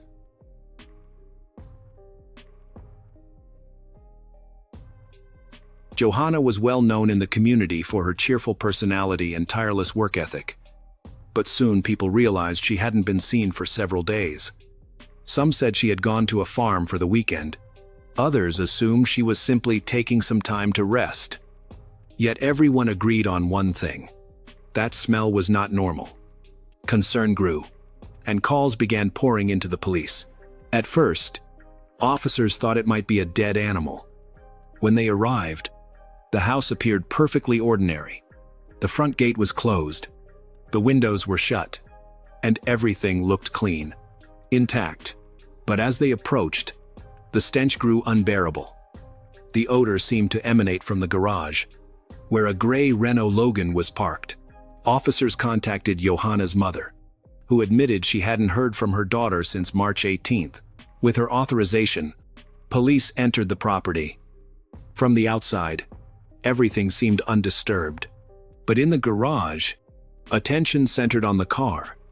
The trunk was sealed tightly, its lock damaged, as if it had been tampered with to prevent anyone from opening it. After several attempts, officers finally managed to pry it open. Inside, wrapped in what appeared to be a mattress cover, was the lifeless body of Johanna. The discovery sent shockwaves through the neighborhood. This was no random act. The brutality was extreme, the scene methodical. Forensic experts determined that the perpetrator had anatomical knowledge and likely experience handling meat or flesh. This was not a crime of passion. It was deliberate, calculated, and merciless. As Johanna's remains were transported to the Instituto de Medicina Legal in Bucaramanga, news spread rapidly across Barrancabermeja. Residents gathered on sidewalks in hushed circles, sharing theories and fears. Surveillance footage later revealed chilling details. In the early morning hours between March 20th and 21st, Johanna had returned home, accompanied by a man. 2 hours later, only the man remained. He calmly pretending to talk on the phone before getting into a taxi. Within that short window, the crime had taken place. Johanna Chavez was known in Barrancabermeja for her resilience and relentless determination. At 42, she was a local businesswoman who owned a small but popular bar called La Tertulia. She wasn't a public figure, rarely appearing in the press or on television. Those who knew her described her as private, dedicated, focused on her work and her 12-year-old daughter. Little was known about Johanna's extended family. Her most recent relationship had lasted around 2 years and was reportedly complicated. It was never verified whether that partner was the father of her daughter. To those around her, Johanna was a hard-working woman. Between managing her bar, caring for her daughter, and handling the demands of daily life, she kept pushing forward until the unimaginable happened. On the surface, Johanna seemed to have no enemies. She was a respected business owner, and her bar was well known throughout the area. Yet in Barrancabermeja, news traveled fast. Rumors began to circulate as neighbors recalled hearing heated arguments at her home. Quarrels and threats that once seemed like harmless gossip now took on a far darker meaning. At the same time, speculation intensified. Police hinted that they had strong leads, but no names were released, leaving the public to connect the dots themselves. That silence only fueled suspicion and fear. Soon, investigators began to reconstruct Johanna's final hours. Security footage revealed her leaving La Tertulia in the early morning of March 20th, 2022, at precisely 4:14 a.m. At the corner, a man was waiting. After a brief conversation, they both entered a gray Renault Logan and drove toward her home in the Simon Bolivar neighborhood. Cameras captured the front door closing behind them, and from that moment, Johanna was never seen alive again. Roughly 2 hours later, around 6:30 a.m., the same cameras recorded the man leaving the house alone. He appeared calm, casually talking on his phone before hailing a taxi. His hands were empty, his demeanor unremarkable. Inside the garage, Johanna's car remained, and in its trunk lay her body. What puzzled investigators most was his decision to leave the vehicle untouched. In most cases, offenders move the car, try to hide the evidence, or dispose of the body elsewhere. But here, the car was left in plain sight, the body sealed inside. That strange choice would later become one of many disturbing details. Tracking down the taxi proved to be a breakthrough. When investigators located it, they found traces of blood on the back seat. Forensic testing confirmed it belonged to Johanna. Combined with evidence collected from her home, the picture grew clearer. Inside the house, signs of cleaning were obvious. Surfaces had been scrubbed, but under special lights, investigators detected bloodstains in the bedroom, bathroom, and hallway. The marks revealed that a violent struggle had taken place. No matter how carefully the scene had been cleaned, the truth remained. The violence was staggering. Johanna's body was decapitated and had no hands. Her body had been cut into 14 pieces, washed, and left with bones exposed. Her private parts had been removed. Nearby, investigators found the tools of the crime: hooked knives, a handsaw, and a machete. It was an act of cruelty beyond comprehension. Experts later explained that such mutilation often carries symbolic meaning, driven by motives like revenge, domination, abuse, violence, or psychological impulses to humiliate and dehumanize the victim. This was not merely a murder. It was a deliberate message of terror. Piece by piece, the puzzle began to take shape. The surveillance footage, the taxi evidence, the weapons, and the state of the house all pointed to a narrow window of time between Johanna entering her home with a man and that same man leaving alone. Johanna was a striking woman, someone whose presence rarely went unnoticed. She worked in the nightlife scene, a world filled with clients, acquaintances, and strangers of every kind. It was an environment of long nights, constant noises, and unpredictable people. Not always a safe place for women. When the investigation into her death began, attention quickly turned toward the men who surrounded her. Many were regulars at her bar, men who not only saw her in person but also followed her on social media. Some messaged her directly, fascinated by her charm and beauty. saying she looked even better in real life than in photos. That led investigators to wonder how far some of these admirers might have gone, and whether one of them had crossed the line between admiration and obsession. Investigators looked into all the men Johanna knew. As detectives sifted through leads and suspects, some were quickly ruled out. Others remained under scrutiny. But one name stood out almost immediately. A man who had been part of her life, who knew her patterns, and whose behavior raised suspicion from the very beginning. That man was Robinson Naranjo. To understand why he became the center of the investigation, it was necessary to look deeper into his past. Robinson's history revealed a disturbing pattern. Those who knew him described a man with a volatile temper, prone to jealousy, control, and intimidation. Testimonies from women he had dated painted a consistent picture of conflict and aggression. Neighbors recalled heated arguments, episodes of domestic violence.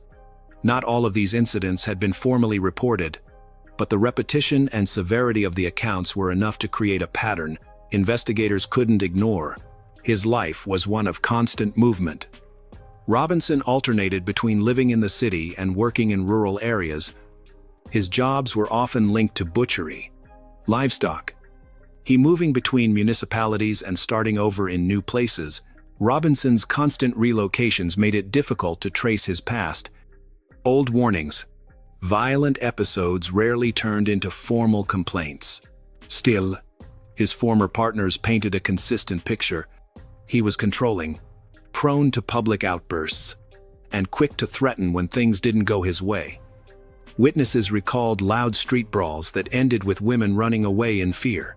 His relationships followed a clear pattern: extreme jealousy, emotional manipulation, attempts to isolate his partners, and conditions he tried to impose on them. Some ended violently. Johanna and Robinson had been dating for several months. Johanna had even told her mother she planned to spend the holiday weekend with him. Neighbors and acquaintances remembered constant arguments, shouting that echoed from inside the home and tension that could be felt even from the street.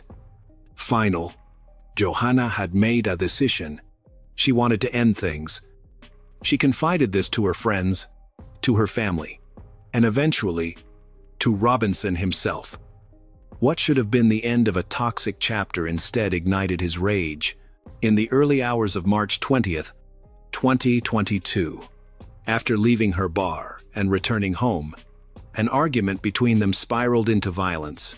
Forensic analysis later reconstructed a scene of chaos, signs of struggle, overturned furniture, and evidence of resistance. At some point, Robinson snapped.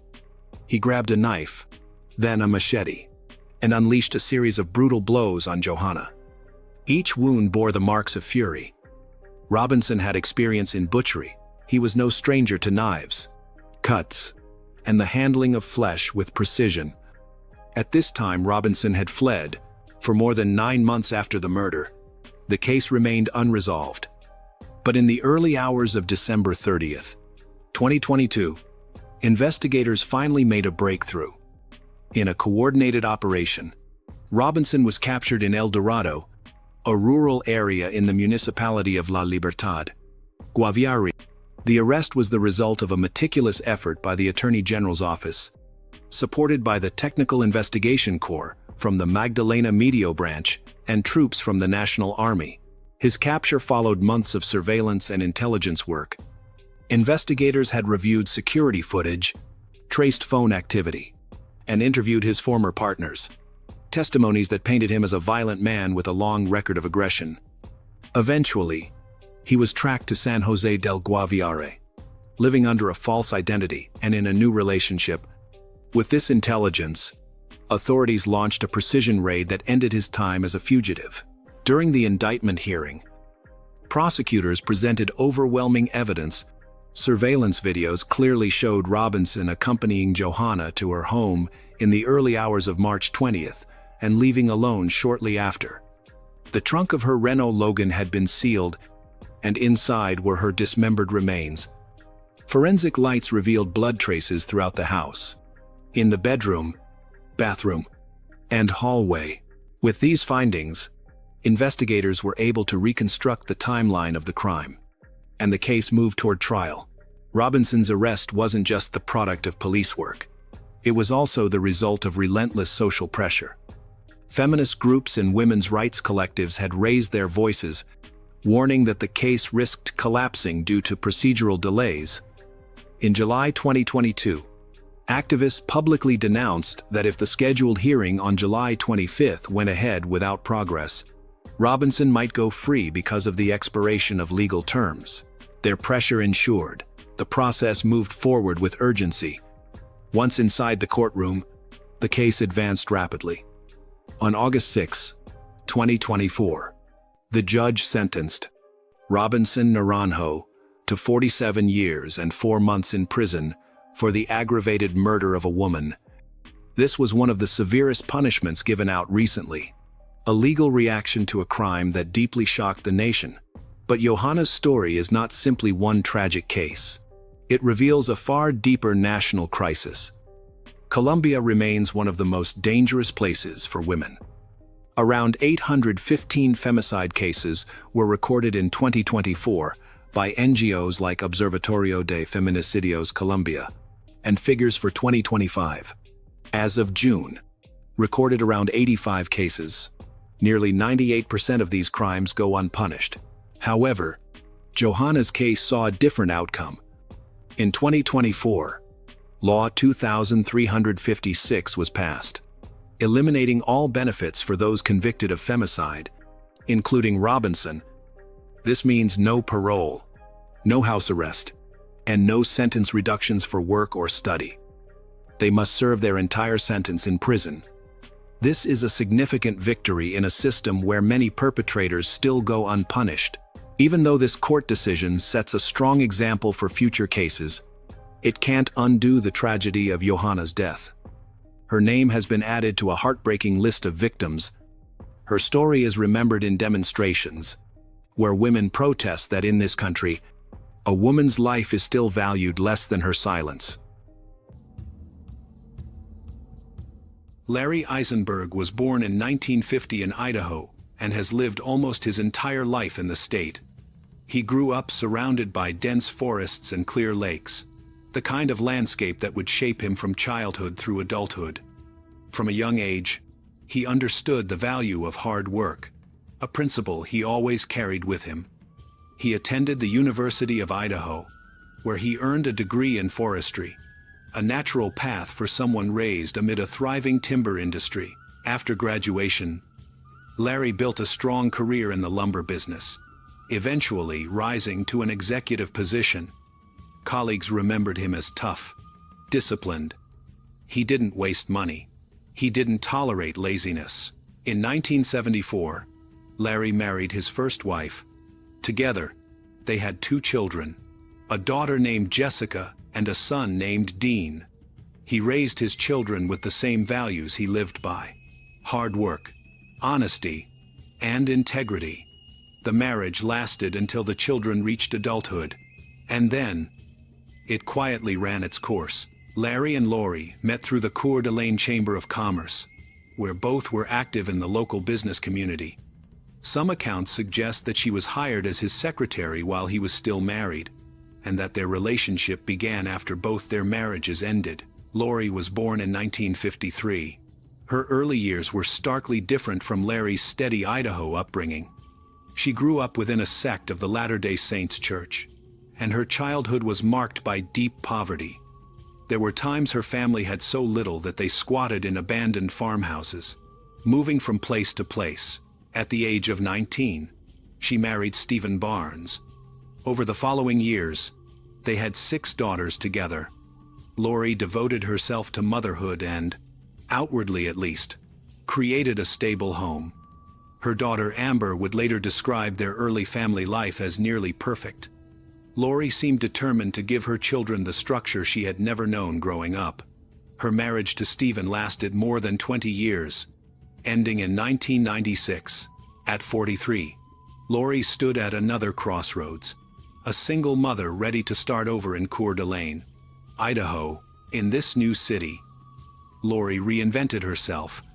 She became deeply involved in community work, and eventually earned the title of Volunteer of the Year from the Coeur d'Alene Chamber of Commerce.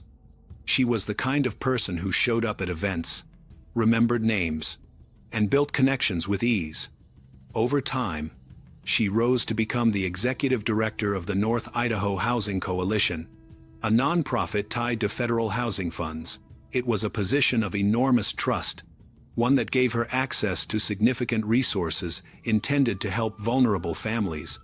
To the outside world, Lori had overcome a difficult childhood and transformed herself into a respected pillar of the community. When Lori and Larry married, they blended a large family of 8 children, Larry's 2 and Lori's 6, along with 15 grandchildren, a great-grandchild. They owned a secluded cabin, a place where the family gathered for holidays, celebrations, and long weekends. From the outside, their marriage looked idyllic. A colleague who knew them said Larry trusted Lori without hesitation. They traveled often, visited grandchildren, took small vacations, building what seemed to be an ideal retirement. The stepchildren on both sides seemed to get along well. Despite Larry's reputation for discipline and frugality, he had a warmth that extended to this newly blended family. On February 13, 2018, the day before Valentine's Day, Larry and Lori had made plans. They would take their boat onto Lake Coeur d'Alene before sunrise to watch the dawn break over the water. After the boat ride, they planned to enjoy a special Valentine's breakfast together. They left their home while it was still dark, the winter air sharp and biting. The lake was silent at that hour, the water dark and calm. They launched the boat and moved across the cold morning surface as the first faint traces of light crept into the sky. According to Lori's later account, everything was normal at first. They sat together watching the sky shift colors, enjoying the quiet of early morning. Then, something went wrong with the motor. Larry leaned toward it to take a look. She said he gave her a strange expression, something she described as stroke-like symptoms, and then he toppled overboard into the freezing cold water. According to official accounts, Lori didn't call for help for 2 hours. When questioned afterward, she said she didn't want to leave the area where Larry had fallen, that she had been searching the area for him, not wanting to abandon him.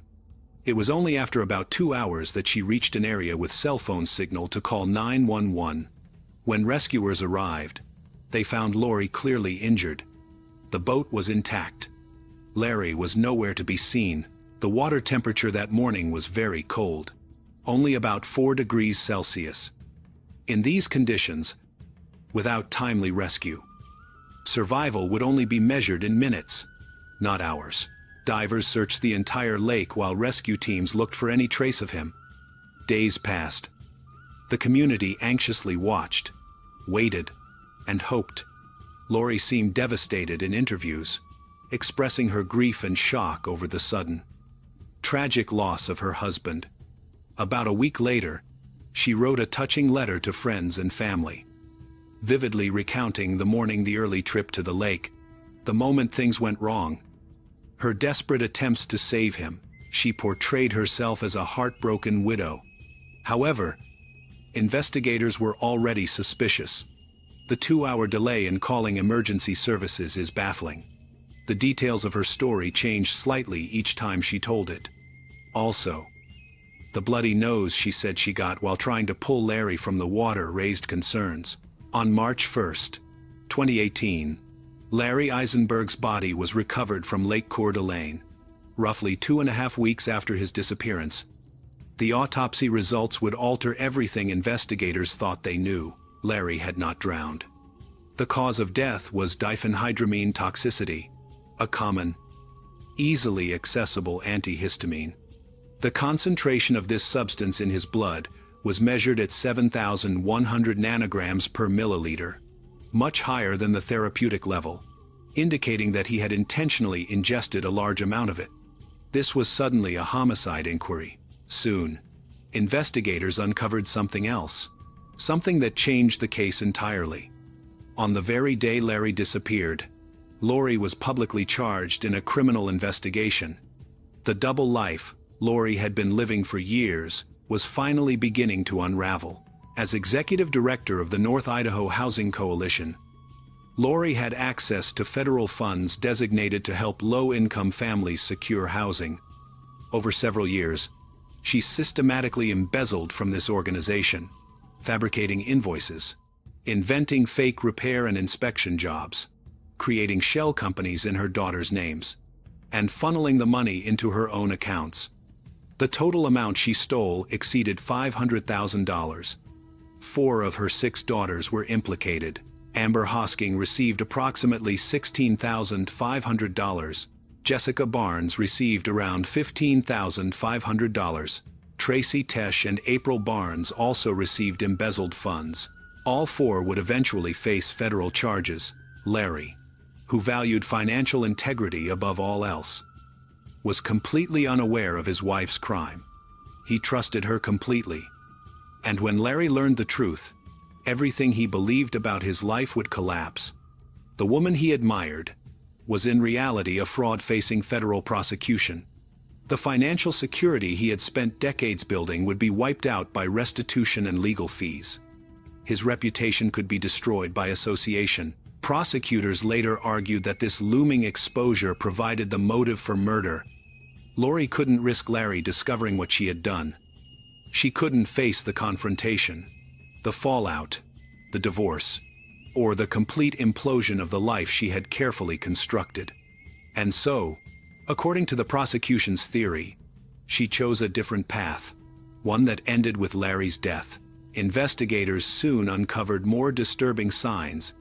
Digital forensics revealed something chilling. While Larry and Lori were vacationing in Florida, someone had performed Google searches on drowning, water currents, and deep water conditions.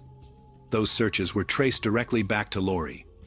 And there was another detail. After Larry vanished, a text message was sent from his phone to one of his friends. But the message included an emoji. Everyone who knew Larry confirmed he never used emojis. Meanwhile, Lori uses them frequently. Then investigators uncovered the issue of the will.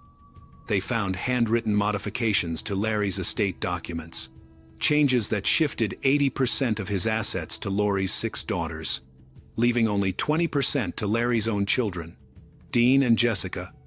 These changes were not legally valid and appeared to be part of a broader plan to reroute Larry's wealth after his death.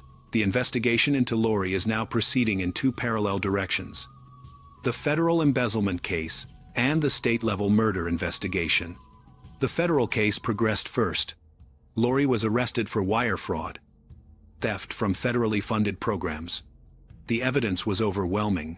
Years of fabricated invoices, sham companies, money trails leading back to her and her daughters. In 2019, she pleaded guilty and received a 5-year federal sentence, along with full restitution and fines. The murder case, however, was more complicated. Prosecutors needed to prove not only that Larry had been poisoned, but that Lori had administered the poison. The evidence was largely circumstantial, but deeply compelling. The unexplained 2-hour delay, the Florida Google searches on drowning and currents, the lethal diphenhydramine levels inconsistent with any accident, the emoji text sent from Larry's phone, the altered will, the exposure of the embezzlement case happening the same day Larry disappeared, and Larry's complaints to his doctor about tremors, foggy thinking during their recent travels. Those symptoms raised the possibility that Lori had been poisoning him gradually. In February 2020, exactly 2 years after Larry's death, Lori Eisenberg was charged with first-degree murder. Prosecutors cited aggravating factors, including the use of poison and evidence of lying in wait. There was one challenge. However, investigators could not determine exactly how Larry consumed the fatal dose of diphenhydramine. Was it mixed into coffee, food, a drink on the boat that morning? The delivery method remained unknown, but what was undeniable was the staggering concentration of the drug in his blood, a level impossible to reach by accident. The case never proceeded to a full jury trial. Instead, in 2021, Lori entered an Alford plea to second-degree murder. Under an Alford plea, a defendant does not admit guilt but acknowledges that the prosecution has enough evidence to secure a conviction. It allowed her to be sentenced without fully confessing, a legal nuance that would later cause deep anguish for Larry's family. At sentencing, Lori finally spoke. She admitted responsibility for Larry's death, but her explanation stunned everyone present. She claimed she had intended to take her own life that morning, not Larry's.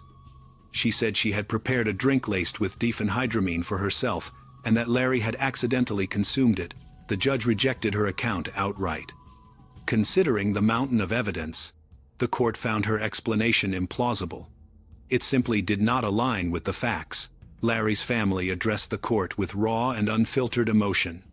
His daughter, Jessica Barnes, spoke about the permanent hole left in her soul after her father's death, and the impossibility of true closure, while the person responsible still refused to tell the truth.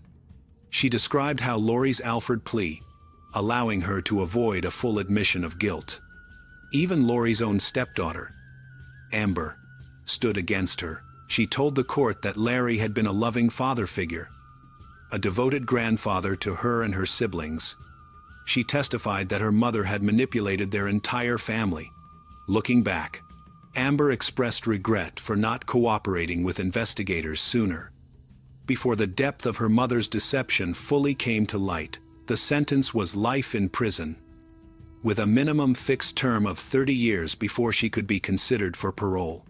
Combined with her federal sentence for embezzlement, Lori Eisenberg will not be eligible for release until 2050, at which point she will be 97 years old.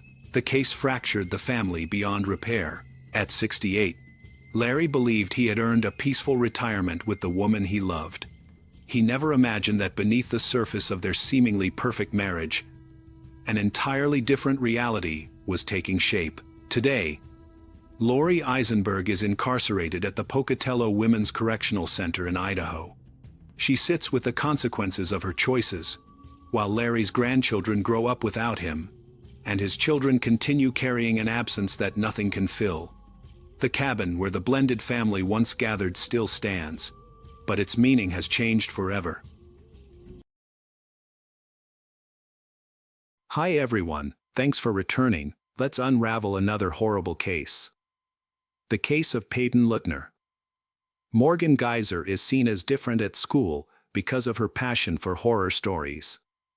She spent her time on special websites and wrote creepy tales in her diary, which left her without friends. Other kids didn't want to befriend her, and she didn't make an effort to connect with them. In 4th grade, she befriended a kind girl named Anissa, and that was her first best friend.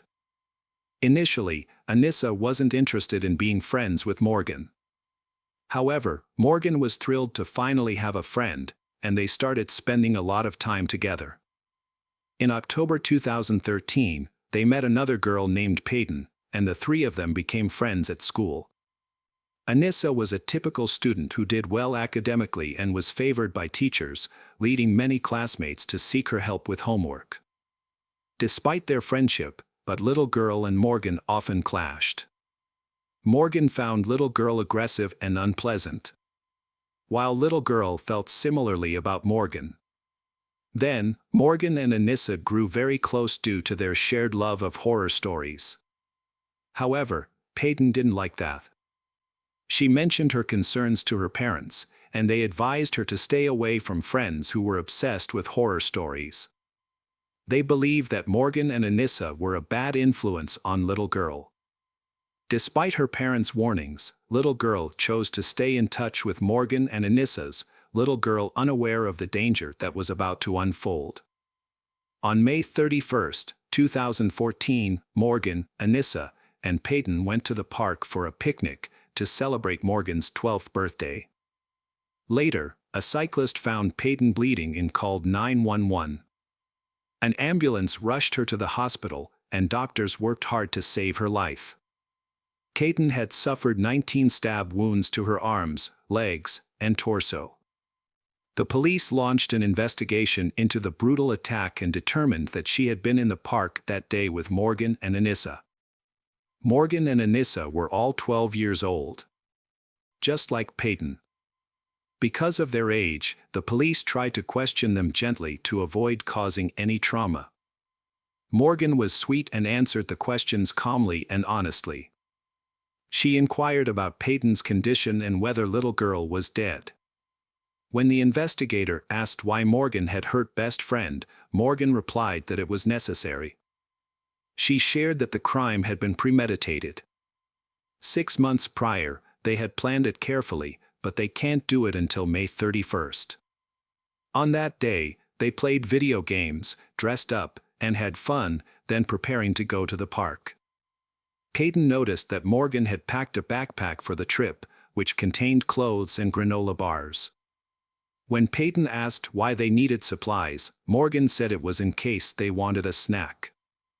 And in the backpack there are also pictures of Anissa's parents and Morgan's parents. They took these photos with them because they weren't sure if they would be able to return home. No one witnessed Anissa putting a knife in the bag. The group first played on the playground, then went to the restroom. While there, Anissa and Morgan whispered to each other. Then, Anissa told Peyton to go into a stall, although Peyton was confused about why. Anissa and Morgan had a different motive. They believed it was easier to harm someone in a dream since a person doesn't resist, making the act simpler. They pushed Peyton into a stall and backed her into a corner. Morgan reminded Anissa of their agreement that she would be the one to perform the act. They hit Peyton's head against the wall and then stepped out of the stall to plan their next move. They returned to Peyton and suggested playing hide and seek, with Morgan being the seeker. Anissa instructed Peyton to lie down in the bushes to hide, which was actually their intention all along. They began to push little girl down, and Anissa gestured to Morgan for little girl to lie flat. Morgan then signaled that Anissa should stab her. Anissa knocked Peyton down to the ground, and then Morgan rushed over and tried to take charge. Morgan insisted she could handle it alone, claiming she knew the weak points to attack because she had watched the movie Doomsday. However, Anissa would not agree, and they started arguing about who was going to kill Peyton. Morgan believed little girl was too distracted by the flowers to hear their conversation. In that moment, Anissa stabbed Peyton with a knife and then handed the weapon to Morgan. Morgan then jumped on Peyton and began to stab her repeatedly. Anissa stepped back to watch as Morgan continued, and afterward, Morgan walked away from the scene covered in blood. In distress, Peyton screamed that little girl had trusted them and that she hated them. Anissa simply told her to lie down quietly. Peyton tried to stand up but was unsuccessful. She fell down and said she couldn't breathe and couldn't see clearly. In distress, she begged Anissa and Morgan for help. Morgan approached she and attempted to clean the blood off her body with leaves, but it was ineffective. Peyton asked Morgan not to touch her. They pretended to go for assistance but actually ran away, leave she there to die. They went to a Walmart, where they entered the restroom to wash the blood off their hands and tried to remove the stains from their clothes, but they were unsuccessful. During questioning, Morgan expressed uncertainty about whether she wanted to see her parents, which might indicate issues at home. Morgan revealed that Anissa had convinced her that Peyton needed to be killed to appease fictional character Slender Man, otherwise, he would harm their families, and they felt compelled to act. Morgan admitted that she understood what they were doing, but she didn't want to upset Anissa. Slender Man is a fictional character, tall and faceless, known for abducting children. Morgan and Anissa were obsessed with him and want to be his assistant, believing they could prove his existence. They fantasized about living in his mansion in the forest, not realizing he was just a made-up character. They were convinced that they had seen him in real life. Anissa was very emotional during the interrogation, struggling to hold back her tears. She explained that both she and Morgan heard voices, which led them to commit their actions. Anissa stated that in December 2013, Morgan suggested they become assistants to Slender Man, and Anissa agreed. Morgan claimed she made a deal with Slender Man, asserting that they needed to kill Peyton to avoid him coming after them and their families. For this reason, they were forced to kill their friend, Peyton. They talked about the case on the bus ride to school, discussing it in whispers so as not to be overheard. They were aware that their plan was dangerous. Anissa mentioned that Morgan brought a knife, which she tucked into her belt under her sweatshirt. This contradicted Morgan's own account, which said the knife was in Anissa's backpack. According to Anissa, all the stabs were performed by Morgan, insisting she did not participate because she considered herself a good person and was too squeamish about blood. However, her clothes had blood stains, making her statement seem unconvincing. They exchanged blame for the incident. After leaving Walmart, they walked to a national park in Wisconsin, believing that Slender Man lived there. Anissa claimed to have seen him. She described him as a tall man in a suit, with no face, just a white mask. Anissa said that on the way, they argued because they felt guilty towards Peyton, whom they left behind in the woods. They began arguing about their actions. They realized that returning home would lead to their arrest. Anissa regretted the incident, while Morgan remained calm and unrepentant during the interrogation. When questioned, they revealed that they had initially planned to kill Peyton while she was sleeping to avoid facing her. They considered taping her mouth to prevent her from screaming and then running away, but ultimately decided against it because they didn't want to involve their families. After the police placed Anissa and Morgan on the wanted list, a passing driver spotted them and reported their location. Consequently, they were apprehended just 30 minutes after Peyton was found in the forest. In a backpack belonging to they, authorities discovered bars, a diary, photos of their families, and a knife with blood on it. A search of their computers and phones, police revealed that Morgan had looked up phrases like how to hide a murder, guilt for murder, what happens if get caught for murder, and can be arrested for murder in self-defense. This evidence indicated that they had planned the crime and researched how to execute it. During the investigation, it was discovered that a student had informed the school counselor about overhearing Anissa discussing her desire to become Slender Man's assistant, which involved killing someone. The school counselor reportedly did not investigate this incident. The police located the counselor, and she denied these allegations. Several classmates told the police that Anissa had invited them to join her plan and suggested killing a friend. However, at the time, they did not pay attention and did not report this. They now felt guilty for not reporting her to the authorities sooner. On Anissa's phone, a breakup message is saved in the archive, has a dispatch date of May 28. The message said that her final wish for those who cared about her was not to be saddened by her absence. She expressed that she loved them and would not harm them.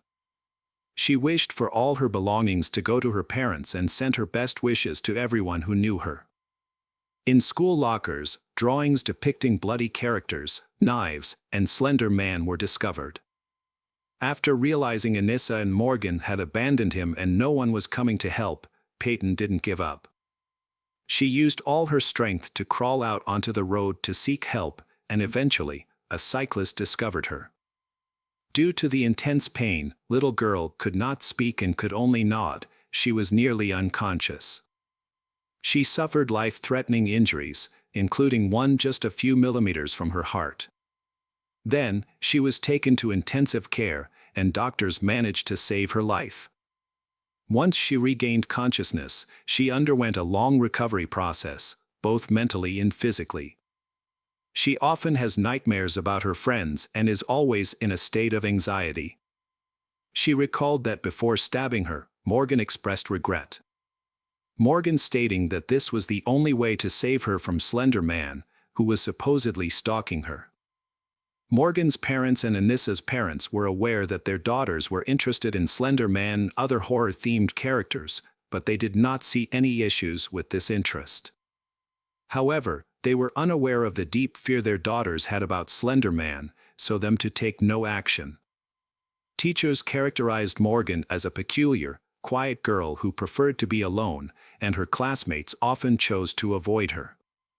One day, Morgan ran through the school claiming that Snape from Harry Potter was stalking her, but others dismissed it as just a fantasy.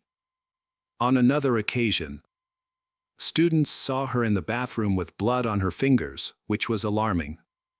A teacher reported this to Morgan's mother, who responded that her daughter had simply been watching too many scary stories. The teacher then advised Morgan to stop watching horror tales, but she ignored this advice. Later, she brought a hammer to school, which was noticed when it fell out of her locker. When she was called to the principal's office, Morgan claimed she needed the hammer. Students saw her in the bathroom with blood on her fingers, which was alarming. A teacher reported this to Morgan's mother. Morgan's classmates noticed that she carried a diary, in which she wrote her thoughts, including unsettling content about death, that frightened them. The teacher raised the matter with her mother again, but she dismissed that. 12-year-old Morgan Geyser and her friend Anissa were charged with attempted first-degree murder. During the trial, Anissa said she felt the situation was not serious, thinking that she and Morgan were merely playing a game. She didn't understand the gravity of their actions until Morgan began to stab Peyton. Anissa stated that she didn't intend to hurt anyone. Her goal was to prove the existence of Slender Man and find different ways to do so. They were scared that if they didn't go through with their plan, Slender Man would come after them, which drove their actions. Anissa and Morgan felt deep remorse for their actions. Morgan was diagnosed with early-stage schizophrenia, a condition that was later determined to be hereditary, as her father also had the illness. She pleaded guilty, but under a plea agreement, she was found not guilty by reason of mental illness. Consequently, she was sentenced to 40 years of treatment in a psychiatric hospital. Anissa also pleaded guilty to being an accomplice in attempted premeditated murder. However, the jury found her not guilty due to mental illness, concluding that she could not differentiate between reality and her fantasies. She received a sentence of 25 years of treatment in a psychiatric hospital. In the summer of 2021, the court approved Anissa's request for early release after doctors confirmed that she no longer posed a threat to herself or others. On September 13, 2021, 19-year-old Anissa was released from the psychiatric hospital. She now lives with her parents and intends to continue her education and seek a part-time job. Anissa is under constant GPS surveillance, and her internet activity is monitored to prevent her from visiting horror story websites. Additionally, she is prohibited from consuming alcohol, using drugs, possessing weapons, and contacting Peyton and her family. Peyton is now 19 years old. She has graduated from school and enrolled in university to study medicine. Although she currently has no friends, but she is dating a guy. Hello again, true crime fans. We've got another mysterious case to explore. The case of Rachel Waterman. Carl Dock is a real estate broker, and his wife, Lori, is a special teacher who specializes in helping children with disabilities. They have 2 children, a son, Jerry, who is attending college, and a daughter, Rochelle, a high school student. She is not only an academic standout, but also an active sports player. Their family is considered a role model, living in harmony and loving each other. Living in a small, close-knit community where everyone knew each other, the Watermans were well respected. Lori is admired for her compassionate and kind nature, always willing to help others. She was described as an exemplary wife and mother who prioritized her family's needs and ensured they lacked nothing. She was also known to be deeply religious. On Friday, November 13, 2004, Lori attended a social fundraising event. That same day, Carl was away on a business trip, and Rochelle was on a school volleyball trip for a tournament. After the event, Lori returned home around 11 p.m. and went to bed. Sadly, no one saw her alive again after that night. On November 14, 2004, in the small town of Craig, Alaska, a hunter called the police to report finding a burned-out van in the woods. He believed there was a body inside. When the authorities arrived at the scene, they found the van still smoking, and upon closer inspection, they discovered something horrifying. A severely burned human body was inside the van. The burns were so severe that the skull and part of the body were visible between the front and back seats. The body was charred and blackened in several areas, with most of the clothing burned away, exposing visible bones. Initially, the police suspected it was a tragic accident. However, upon further examination, they concluded it was deliberate. One sign pointing to this was the location of the body. As mentioned, it was found between the front and back seats, which seemed unusual if it were an accident. Typically, the driver would remain in their seat, and a passenger, if present, would likely not have sustained such severe burns. Additionally, investigators discovered traces of gasoline on the exterior of the van and on the ground nearby, indicating someone had doused the vehicle to intentionally set it on fire. The evidence made it clear this was not an accident, but a murder staged to look like one. On Sunday, Lori's husband, Carl, and their daughter, Rochelle, returned home to find that Lori and her truck were missing. They noticed some unusual details around the house. Her bed was unmade, which was odd because she was known for being meticulous and always made her bed first thing in the morning. In the kitchen, there was an empty wine bottle and a used wine glass, which was strange since she didn't drink alcohol. Deeply concerned, Carl began searching for Lori. He called friends and family, checking locations where she might be, but no one had seen or spoken to her since Friday. Realizing this behavior was completely out of character for Lori, he contacted emergency services to report her missing. By Monday, still no word from Lori. Carl was increasingly anxious. However, his daughter Rochelle appeared calm. He advised her not to go to school, even though it was a school day, but she replied that she wanted to go and stay at school all day as usual. Strangely, her classmates and teachers later noted that Rochelle seemed indifferent about her mother's disappearance. She seemed unconcerned. One of her teachers approached her to ask if she was okay, and she replied that she was perfectly fine. She added that her mother must have been drunk and driving, or something like that. At that time, news broke that a truck had been found in the woods containing human remains. Because Lori is missing, rumors began to circulate. Some of Rochelle's classmates suggested to her that the body in the van might be her mother. This caused she to lose her composure, and witnesses reported that she began acting aggressively and appeared to have a breakdown. Her teachers then decided it would be best for her to go home.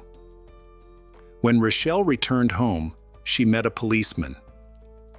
Police said they could not be 100% sure that the body found was that of her mother, Lori, as identification was difficult due to the body being severely damaged by the fire.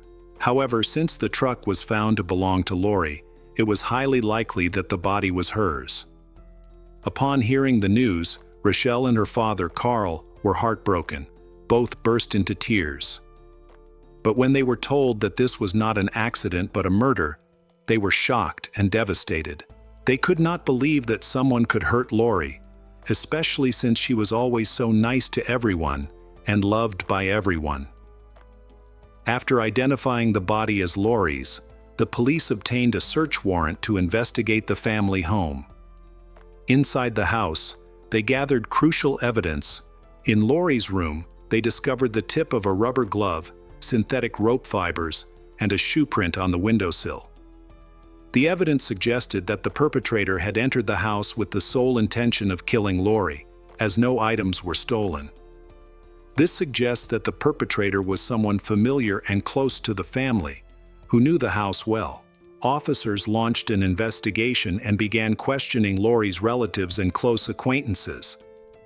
The first suspect was Carl, her husband, because in cases like this, the husband or wife is usually the suspect. However, he had an alibi. He was away on a business trip and could provide evidence to confirm this. Additionally, during his conversations with detectives, he appeared deeply devastated by his wife's death. His grief seemed genuine, so he was ruled out as a suspect. Investigators then questioned Rochelle. There were several details in the conversation that made them suspicious. They discovered that she associated with dangerous individuals, specifically Jason Arendt and Brian Riddell. Both men were older than she and had reputations as troublemakers. The police had noticed them before, as neither held steady jobs, and they seemed to live recklessly without direction. Brian had previously been Rochelle's boyfriend. They dated for a while before breaking up. After her breakup with Brian, she began dating Jason. He was 24 years old at the time and was Brian's friend. Lori disapproves of her daughter, Rochelle's relationship. She disliked her daughter dating much older men, especially those who were dangerous and troublesome. This caused many arguments between she and Rochelle. Detectives brought Brian and Jason in for questioning about Lori's murder, but both denied involvement. They claimed they were at Brian's house watching a movie on the night of the crime. However, officers suspected them and continued questioning until Jason broke under pressure. He eventually confessed, revealing that Brian was the killer and that his role was limited to driving Lori. After Jason's confession, detectives offered him a deal in exchange for his cooperation. They provided him with a hidden microphone and sent him to speak with Brian to obtain a recorded confession. While the police did not release the recording to the public, it confirmed that Brian admitted to the crime, though he withheld some details. When the detectives interrogated Brian again, they told him that Jason did not betray him. However, a conversation between him and Jason, recorded through Jason's hidden microphone, revealed the truth. Cornered, Brian confessed fully and disclosed all the horrific details of what had happened. They planned to stage Lori's death as a car accident, pretending that she had been driving under the influence, and this led to her death. To avoid leaving evidence, Brian shaved his hair. They broke into Lori's family home while she was getting ready for bed. They tied her hands and forced her into the kitchen, demanding the keys to her car. They then opened a bottle of wine, poured a glass, and made Lori drink it. Brian and Jason continued to force her to drink until she had consumed the entire bottle, which was an excessive amount for someone who rarely drank alcohol. Lori became intoxicated quickly. Immediately afterwards, Jason and Brian forced Lori into the van. Brian took the driver's seat, and they headed into a remote forest to find a spot where they could stage a fatal accident. When it is almost dawn, they stopped on an isolated, rarely traveled road. Jason intentionally broke Lori's neck to make it appear that she had died in an accident. He struck her forcefully with the edge of his hand, but he failed to kill her. When that didn't work, Jason began hitting Lori's neck with a flashlight, delivering several powerful blows, but this also failed. Determined to end her life, he resorted to strangling her until she stopped breathing. In her final moments, she tried to speak, repeatedly asking a question, but her words were unclear, so Jason couldn't understand. Later, Brian speculated that she had been trying to ask why they were committing such an act, but she never got the chance to say it clearly. Jason and Brian originally planned to stage a car accident, but after killing Lori, they realized that this plan would not work. Instead, they drove deeper into the woods and decided the only way to destroy the evidence was to burn the car. This is how they ended Lori's life. Upon hearing their confession, the police asked why they committed such a crime. They explained that they believed they were protecting Rochelle. Rochelle created an internet blog called My Shitty Life, where she shared that her life was hell. In the blog, she complained about the small town where she lived, the people around her, society, and especially her mother, Lori.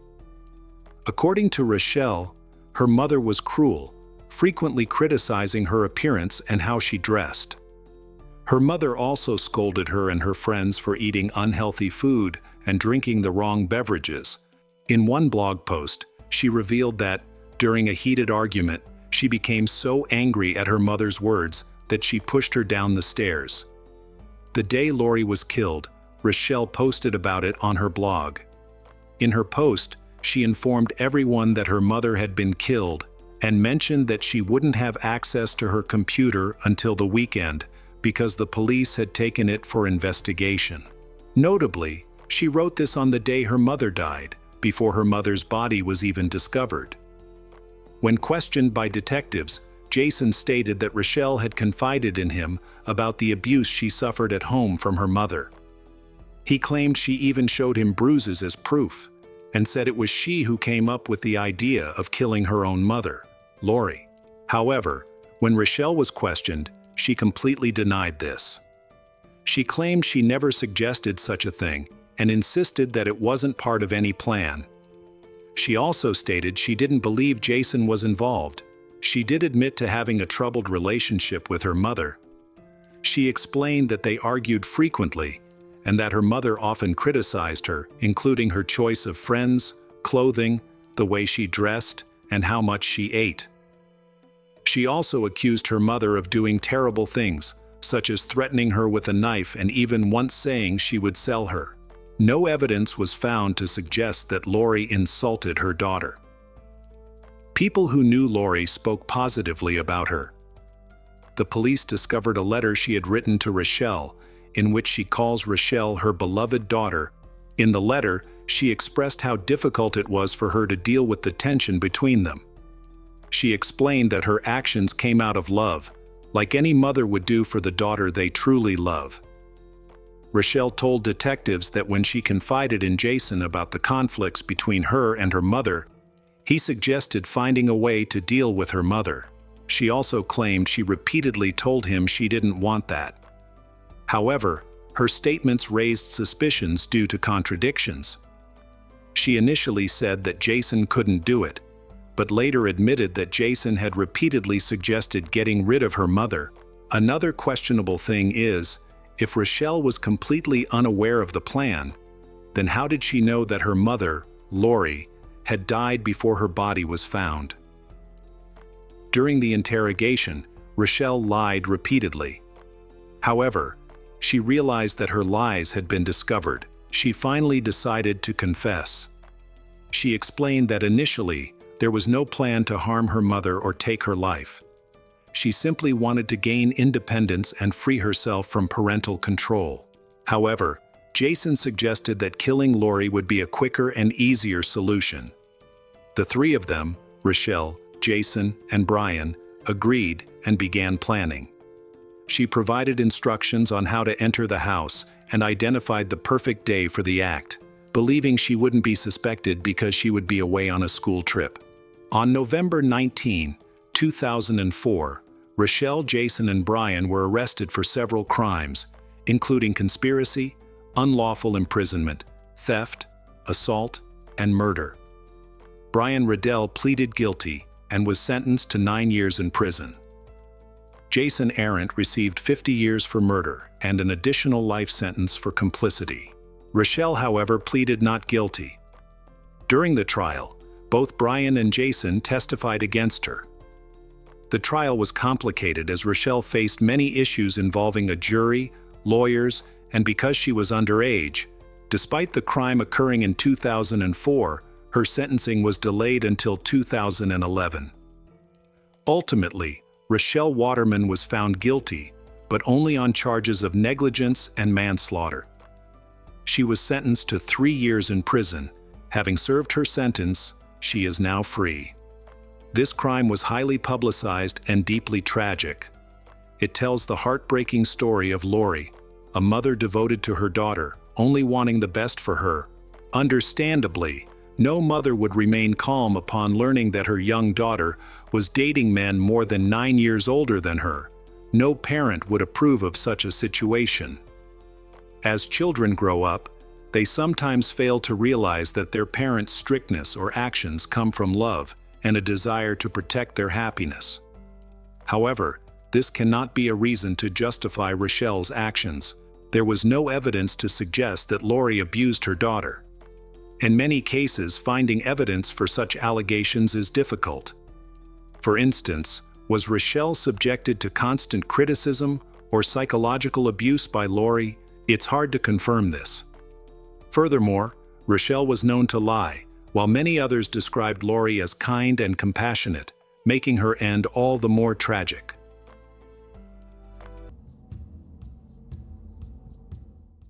Hello friends, welcome to our channel. Today we're going to take a look at another horrible case with you. The case of Nicole Adamando. Christopher Grover and Nicole Adamando met in 2008 when he was 21 and she was 19. They both worked as gymnastics trainers at a fitness center and began dating in 2012. After Nicole became pregnant with their first child, they moved in together in Salt Point, New York. However, they were not in a hurry to get married.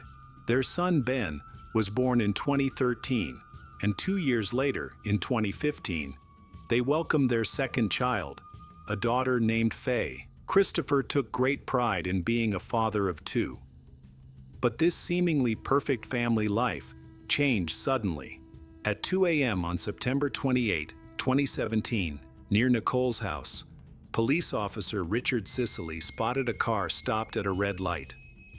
When the light turned green, the car did not move. To get the driver's attention, he honked his horn. What happened next shocked him. The driver was Nicole, and her children were in the back seat. Seeing the police, Nicole got out of the car and told him that something terrible had happened in her apartment. She looked very worried and stressed. He later asked her to take deep breaths and exhale several times to calm down. Nicole reported that her husband, Christopher Grover, was lying on the couch in their apartment. She claimed that he had insulted and threatened her, prompting her to try to escape. Christopher was also in possession of a weapon. In a moment of panic, she grabbed the weapon and aimed it at him. He then threatened her, saying he would harm their children and himself. Desperate, she pleaded with him to let her go, promising to leave without telling anyone. However, he refused, insisting that she lie down next to him. Fearing for her life, she attacked him on the head. He fell back onto the couch and died. She then gathered the children, put them in the car, and drove away until she encountered a police officer at a traffic light. After speaking with the officer, Nicole called her friend Elizabeth and asked her to come over. When Elizabeth arrived, she was blocked from approaching Nicole. In a nearby parking lot, she saw ambulances and police cars rushing to the scene of the incident at Christopher and Nicole's apartment. The police entered the apartment and discovered Christopher lying on the couch with a bullet in his head. A weapon lay on the floor nearby and the rug shifted slightly. The shower was running, and in the bathroom, a broken laptop lay submerged in water. The police took Nicole to the station for questioning. Meanwhile, Christopher's mother, Gail Grover, was informed of the devastating news.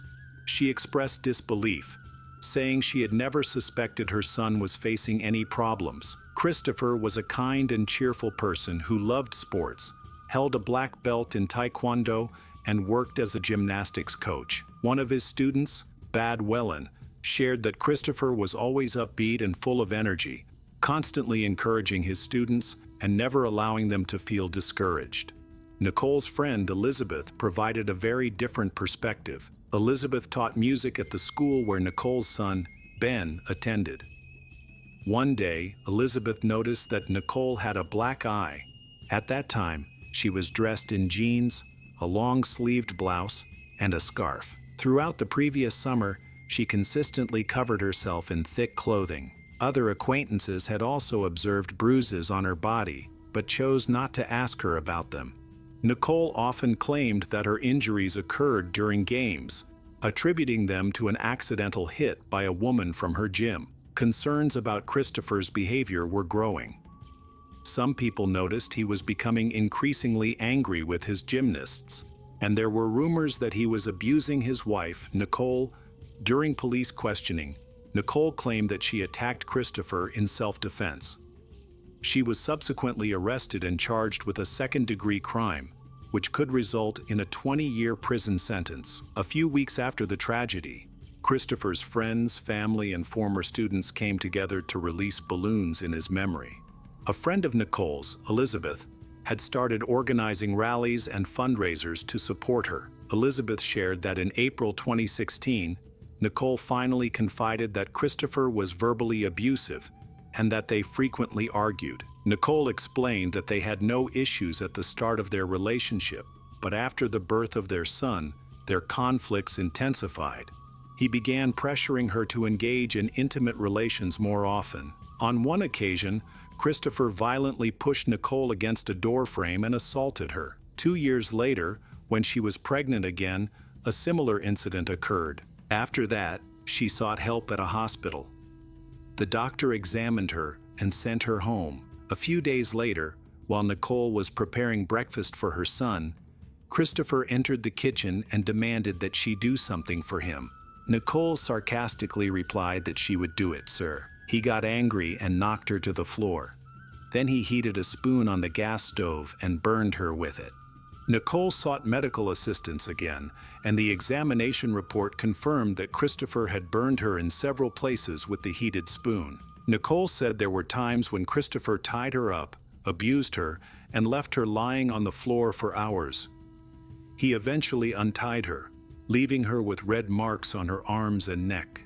When Nicole confided in her friend Elizabeth about her situation, Elizabeth encouraged her to file charges against Christopher. However, whenever she thought about reporting him to the police, she hesitated, afraid that no one would believe her. Some were worried that taking action might worsen her circumstances. In the summer of 2016, Nicole decided to leave Christopher. She packed her things and took the children to Elizabeth's house. She saw Nicole's car drive by her house many times. Finally, she called Nicole, encouraging her to come in. Nicole agreed, but ultimately did not have the courage to do so and returned home. In the months before Christopher's death, Nicole visited a doctor 3 times who noted several injuries on her body. In May 2017, the doctor noted burns on Nicole's skin. In June 2017, the doctor observed that Nicole's vulva was severely swollen and appeared to be turned inside out. By August 2017, there were more bruises on her body, along with her account of abuse by Christopher. In September 2017, the Protection Service received an anonymous tip to check on a family. Nicole said they had been informed that someone was coming to check the apartment. Concerned, Christopher packed a large bag with items he had used to abuse Nicole. He took this bag with him to work, then returned without it, and in a good mood. That evening, he called Nicole into the bedroom, handed her a weapon, and asked her to load it, holding up a bullet for her to see. Nicole did as he asked, and then went into the bathroom to take a shower. Christopher then entered the bathroom, threw his laptop at her, and asked her to have intimate relations on the couch. They moved from the bathroom to the living room. He was unusually gentle with her while they were intimate. Afterward, as Nicole rested in a chair, she thought Christopher had fallen asleep. Trying to get up quietly, she was startled when he pulled a weapon from under the pillow. In a panic, Nicole grabbed the weapon and aimed it at Christopher. He laughed and mocked her, saying that this would happen. He demanded that she hand the weapon over to him, threatening to kill her, their son, their daughter, and even himself. No one would survive. In response to his threats, Nicole attacked him on the head. In March 2019, Nicole faced trial for the death of her husband, Christopher Grover. Supporters, wearing purple to represent victims of domestic violence, stood by her side. Christopher's mother, Gail, argued that her son could not have harmed Nicole and believed someone was trying to draw attention by lying. She also recalled witnessing her grandson, Ben, hit Nicole with a guitar during a game. The prosecutor's office stated that Nicole was pretending to be a victim and insisted her claims of abuse were false. A forensic expert noted that the weapon was held to Christopher's head when it went off. At the time of his death, his head was resting on a pillow, and the bullet that killed him was found inside the pillow. Therefore, the prosecutor asserted that he was sleeping when Nicole attacked him. However, Nicole's lawyer accused Christopher of damaging the laptop and dunking it in water to erase the evidence. Although the laptop was found in the bathtub and examined, no information was recovered from it. Nicole reported that he had removed the hard drive from the laptop and disposed of it the day before the incident. However, prosecutors believe Nicole may have damaged her laptop to make others think Christopher was trying to hide evidence of a crime. Furthermore, the prosecution claimed that Nicole texted Christopher a few days before his death, in which she criticized him, called him a jerk, and said he was really stupid. They also revealed that 6 weeks before the tragedy, Nicole had messaged a friend, saying that she didn't know how to kill him without getting caught, and she ended the message with a laughing emoji. A lawyer argued that the situation was merely a joke, and that Nicole sent aggressive messages to Christopher for self-protection. Their apartment included a sewing room, where police discovered a video camera on the floor. Nicole alleged that he had thrown the camera down, but prosecutors believed that Nicole placed it there herself to suggest that Christopher was trying to destroy evidence of his abuse. The video camera contained no incriminating evidence. The prosecutor noted that Nicole had experienced trauma at the age of 5, having been abused during a sleepover at a friend's house, which led her to avoid spending the night at others' homes. As an adult, when she met Christopher, she confessed to having difficulties with intimacy. They didn't become physically close until a year into their relationship, during which he was caring and understanding. Prosecutors also argued that Nicole made up her story of abuse to get away from Christopher. She allegedly lied to her friends, doctors, and did not report the incidents to the police. A doctor testified that Nicole claimed she was abused by a worker who was renovating her mother's apartment building about 5 years ago. However, during the trial, a witness admitted she could not clearly remember the incident or identify the perpetrator, whether it was the worker or Christopher. Around the same time, Nicole met a married police officer who offered her a job as a live-in nanny. Christopher was familiar with this officer through work. It was revealed that Nicole had been in a relationship with this officer for several years, both before and after the birth of her son, Ben, and she stated that he also forced her into intimacy. During the trial, Nicole's lawyers presented photographs of injuries she sustained during her time with Christopher, claiming he was responsible for them. However, the prosecutor maintained that the injuries could have been caused by someone else, and it was unclear who had inflicted them. The prosecutor pointed out inconsistencies in the medical records from when Nicole was pregnant for the second time and went to the hospital.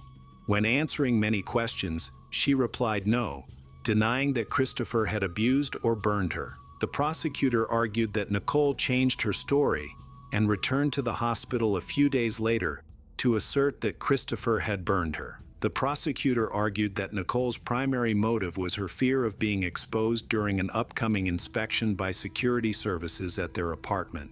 She feared they wouldn't find any evidence of abuse, which could lead to accusations of lying and loss of her rights as a mother. In contrast, Nicole's lawyer contended that she acted in self-defense to protect her children and had no other options. During the trial, friends, psychologists, doctors, and nurses testified on Nicole's behalf, expressing their support for her situation.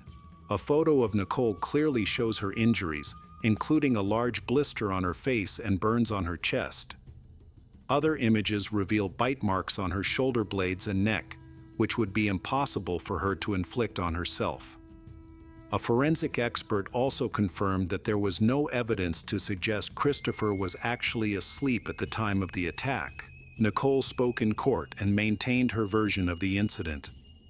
She appeared emotional and anxious while testifying. She described Christopher as a good and kind father and coach, but stated that he behaved very differently in private. She claimed that after the birth of their daughter, he developed an addiction to adult films, watching them frequently and encouraging her to act out scenarios from those videos. She alleged that he recorded and posted other videos online without her consent, in which he insulted her and behaved abusively. However, these videos were not presented at trial. Elizabeth, a friend and music teacher, testified in defense of Nicole. She recalled an incident in 2016 when Nicole confided in her about having a miscarriage. Nicole's clothes were covered in blood, and she didn't want to go to the hospital because she was afraid of Christopher. Elizabeth mentioned a card that Nicole had made for Christopher when she first became pregnant, listing 25 reasons why he would be a wonderful father. The prosecutor argued that if Christopher was truly abusive, Nicole would not have given him such a heartfelt gift. However, Nicole argued that she had created the card before their relationship fell apart. After 14 days of testimony, the jury had to decide whether Nicole was a victim of abuse or a real criminal. After 3 days of deliberation, the jury dismissed Nicole's self-defense claim and found her guilty of second-degree murder. After the verdict, Christopher's mother felt relieved that her son's reputation, which had been unfairly tarnished, had now been restored. In February 2020, Nicole Adamando was sentenced to 19 years in prison. However, the case was not finished. Under the revised New York State Domestic Violence Justice Act, Nicole was entitled to another court appearance to present her claim of domestic violence for the possibility of a reduced sentence. Later, an appeals court decided that Nicole could be considered for a lighter sentence, reducing it to 7.5 years. While incarcerated, Nicole drew a picture of herself with Ben, holding on to hope that she would soon be released and reunited with her son and daughter. Supporters of Nicole continue to raise funds to help with her legal expenses. Hey detectives, welcome back. We've got another mysterious case to explore. The case of Jennifer Sabina. Benjamin and Jennifer, both from Wisconsin, didn't meet until many years later. Benjamin served in the U.S. Marine Corps, while Jennifer was a recent addition to the police department. A video recorded 2 years ago features her husband, Benjamin, sharing how they met while he was stationed in Iraq. In February 2005, Benjamin and several fellow Marines were struck by a mortar shell during the war. One Marine lost his life, and several others, including Benjamin, were injured by shrapnel. He sustained serious injuries to his leg near the knee, his left arm, chest, and head. Fortunately, he survived the attack. While receiving treatment in Germany, he kept in touch with Jennifer by writing to her every day. Eventually, Benjamin returned to his home base in California. Throughout that time, he continued to email Jennifer frequently, and their relationship gradually developed. After leaving the Army, his muscles began to heal, his kneecap recovered, and he started walking and using his arm again. He was even able to begin running. He moved back to Wisconsin and spent more time with Jennifer, and their love grew deeper. One day, he asked her if she would be happy to spend the rest of her life with him, and she said yes. Benjamin was honorably discharged in 2005. After that, he married Jennifer, and they actively participated in church activities. There, Benjamin worked to overcome the psychological issues he experienced during the war. He also helped others in his church who were going through mental and emotional struggles. On December 24, 2012, Officer Jennifer Sabina was working the night shift. During her duty, she maintained contact with her husband, Benjamin, through text messages. The last message she received was around 3 a.m. At 4:24 a.m., the dispatcher on duty tried to reach her but received no response. Concerned for her safety, a colleague, Stahl, used GPS tracking to locate her police car. He discovered it was likely parked at the Wauwatosa Fire Station on Underwood Avenue, a common spot for officers to take breaks, grab food, or write reports. Stahl arrived at the scene in under 5 minutes. He found the police car and discovered Jennifer lying on the cold sidewalk in front of the fire station. She had suffered multiple head injuries from a weapon. The investigation into Jennifer's death has been ongoing since her body was found. In her 30s, she worked as a police officer in Wauwatosa for 2 years. She is described as intelligent, energetic, always willing to help, and wants to become a good police officer. State investigators began looking into the crime scene. They found shell casings from 2 different weapons, matching the type of ammunition typically used by the police department in that area. However, Jennifer's service weapon was missing and was not found at the scene.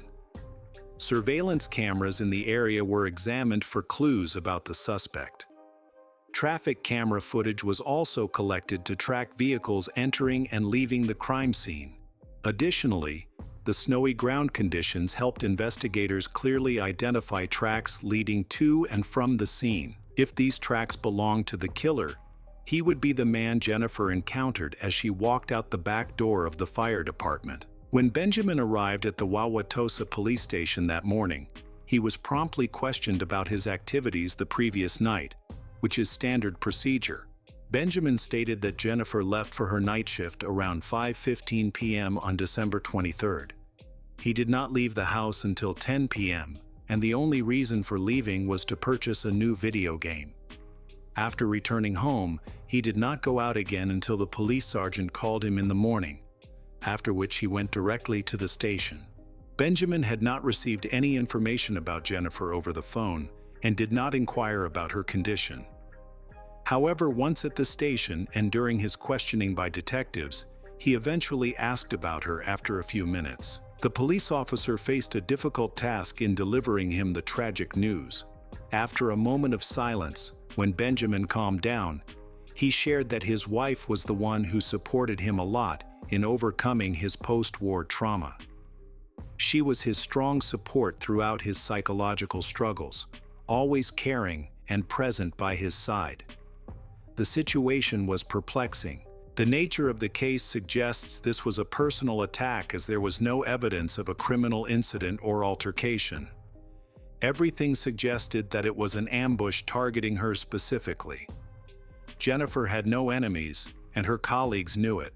Detectives then asked about Jennifer's mental state the day before she left for work, and requested permission to search their home for any clues related to her murder. Benjamin claimed that he and his wife were very happy, and that the night before she left for work, they had hugged and kissed. Later that day, investigators searched their home with Benjamin's permission. During the examination, they discovered 2 holes with bloodstains on the drywall, showing signs consistent with having been caused by a punch. At that moment, the detectives understood that Benjamin was experiencing post-traumatic stress disorder since returning from abroad. They also observed him trying to control his emotions at the police station. Another important discovery at Benjamin's home was a bullet casing. However, no matching bullets were found.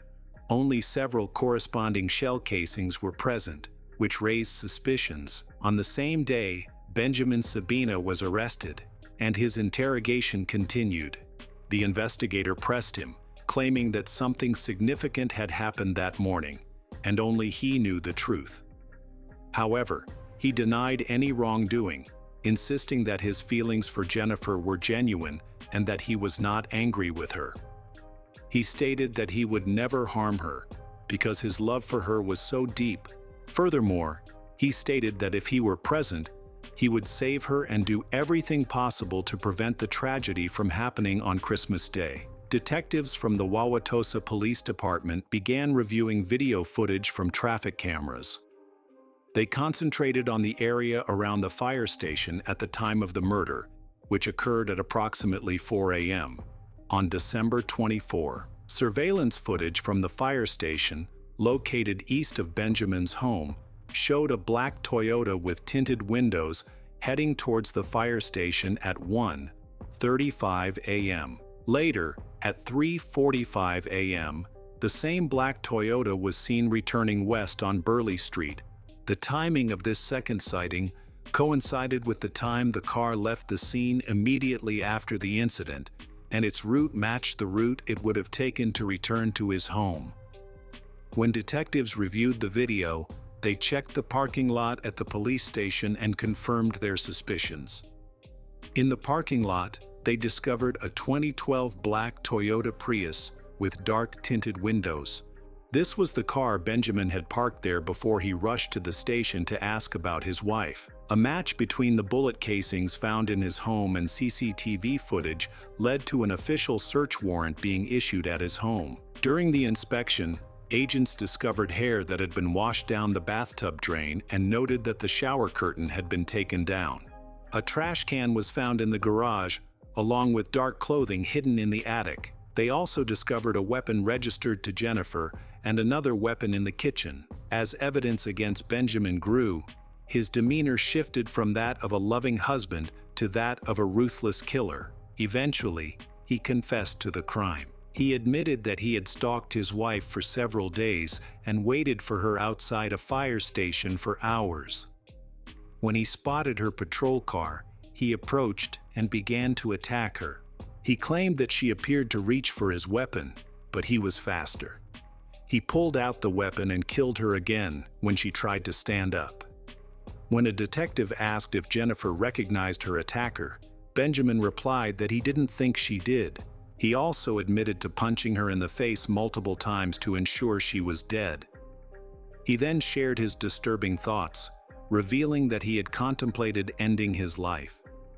He claimed that his loving wife had told him that if he died, she would do the same. Therefore, he rationalized that killing Jennifer was an act of mercy, believing he was sparing her from the pain of having to take her own life after his death. The investigators did not believe Benjamin's story or his complicated reasoning. They found no evidence to support his claim that the murder was motivated by compassion. However, they admitted that he was very jealous. He was upset about the attention Jennifer received from other men, or at least he thought so. Additionally, Benjamin had a known short temper. Just weeks before her death, Jennifer shared with a co-worker an episode from Benjamin's life that involved post-traumatic stress disorder. She explained that he experienced flashbacks, especially at night, which could lead to aggressive behavior. She felt anxious about working the night shift because it meant her husband would be home alone in a potentially dangerous situation. There was a serious incident when Benjamin pointed a weapon at Jennifer's head while he was having a nightmare. She shared with her colleagues that Benjamin seemed haunted by horrific memories from his time serving in Iraq. His time in Iraq had deeply affected him. He killed 68 people and lost over 50 friends, constantly witnessing the deaths of those close to him. As a Marine, he had been trained to kill, which led to his own internal struggles. During Benjamin's trial, he was brought into court in a wheelchair, handcuffed, and wearing a special vest designed to prevent self-injury. He faced charges of first-degree murder for the death of his wife, Jennifer Sabina. The state of Wisconsin alleges that Benjamin killed his wife out of jealousy. He was jealous of her career, while he himself was unable to continue serving in the military or working in law enforcement due to his injuries. He was also described as possessive and prone to angry outbursts. However, his defense attorney, Michael Steeney, pointed out that he had a troubled military past and had suffered a traumatic brain injury, severe post-traumatic stress disorder. Psychiatrists also noted that Benjamin's condition was one of the worst they had ever seen. Eventually, Benjamin officially changed his plea to not guilty. Although he had previously admitted his guilt, he now cited mental illness and defects, thereby shifting the focus to psychological evaluations of him. The judge appointed a psychiatrist to assess his mental condition. The prosecution needed to show that Benjamin was aware of his actions. He admitted to stalking his wife in the days leading up to her murder, suggesting that his actions were premeditated. Furthermore, he took steps to cover up his tracks, such as showering extensively to remove evidence. He also hid both weapons in his home and spent several hours denying his guilt to the police, initially reacting with shock and anger. As the trial progressed, the evidence against him grew, and it became clear that he was guilty of the premeditated murder of his wife. Proving Benjamin's innocence due to mental illness or defect is challenging. In his case, 2 psychiatrists testified in court, both agreeing that he had mental health issues, including post-traumatic stress disorder. However, they also concluded that he was still capable of understanding right from wrong, and did not find him not guilty by reason of insanity. Therefore, it was clearly established from a medical perspective that Benjamin Sabina was mentally ill, but still conscious of his actions. After 6 months, Benjamin changed his plea and pleaded guilty to first-degree murder. The plea agreement gave him the opportunity to receive a sentence that would make him eligible for parole. He admitted causing Jennifer's death and intending to kill her, which is a violation of Wisconsin law. Jennifer's family supported the plea bargain and expressed their gratitude for it. During the sentencing, Benjamin's mother read a statement to the court, reflecting on how her son had changed after returning from war. She shared that the once joyful and playful Benjamin had become consumed by the emotional scars from his experiences. She mentioned that he suffered from severe PTSD, experienced flashbacks, insomnia, hypervigilance, anxiety, and had even attempted to end his life due to the trauma of the deaths he witnessed while serving. She noted that she wore her son's dog tags as a reminder that the son they had sent to war was not the same person who had come home. Jennifer's mother also testified at Benjamin's sentencing hearing. She recounted that after a sleepless night, she received a call from the funeral home on Christmas Day. She had asked to see her daughter, but they told her that her face was so badly damaged that she shouldn't look at her. She was overwhelmed with panic and tears. Then, on December 26th, Benjamin, whom she considered her second son, admitted to killing Jennifer. She forgave him and left his future in the hands of God and the justice system.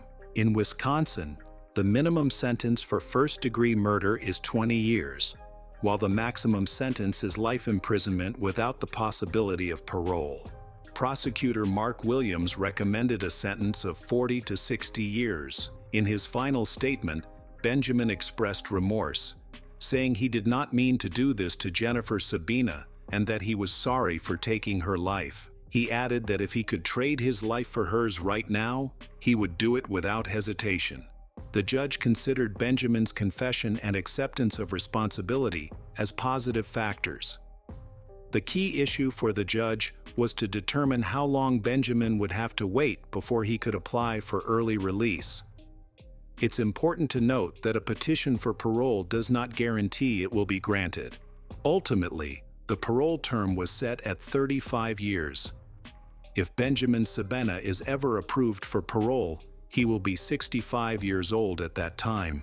The story of Jennifer Sabina is a heartbreaking tragedy that reflects the impact of war and the terrible consequences of being unable to control emotions. She dedicated her entire life to the community and always supported her husband. However, it all ended tragically in an act of violence, leaving her family and friends in deep sorrow.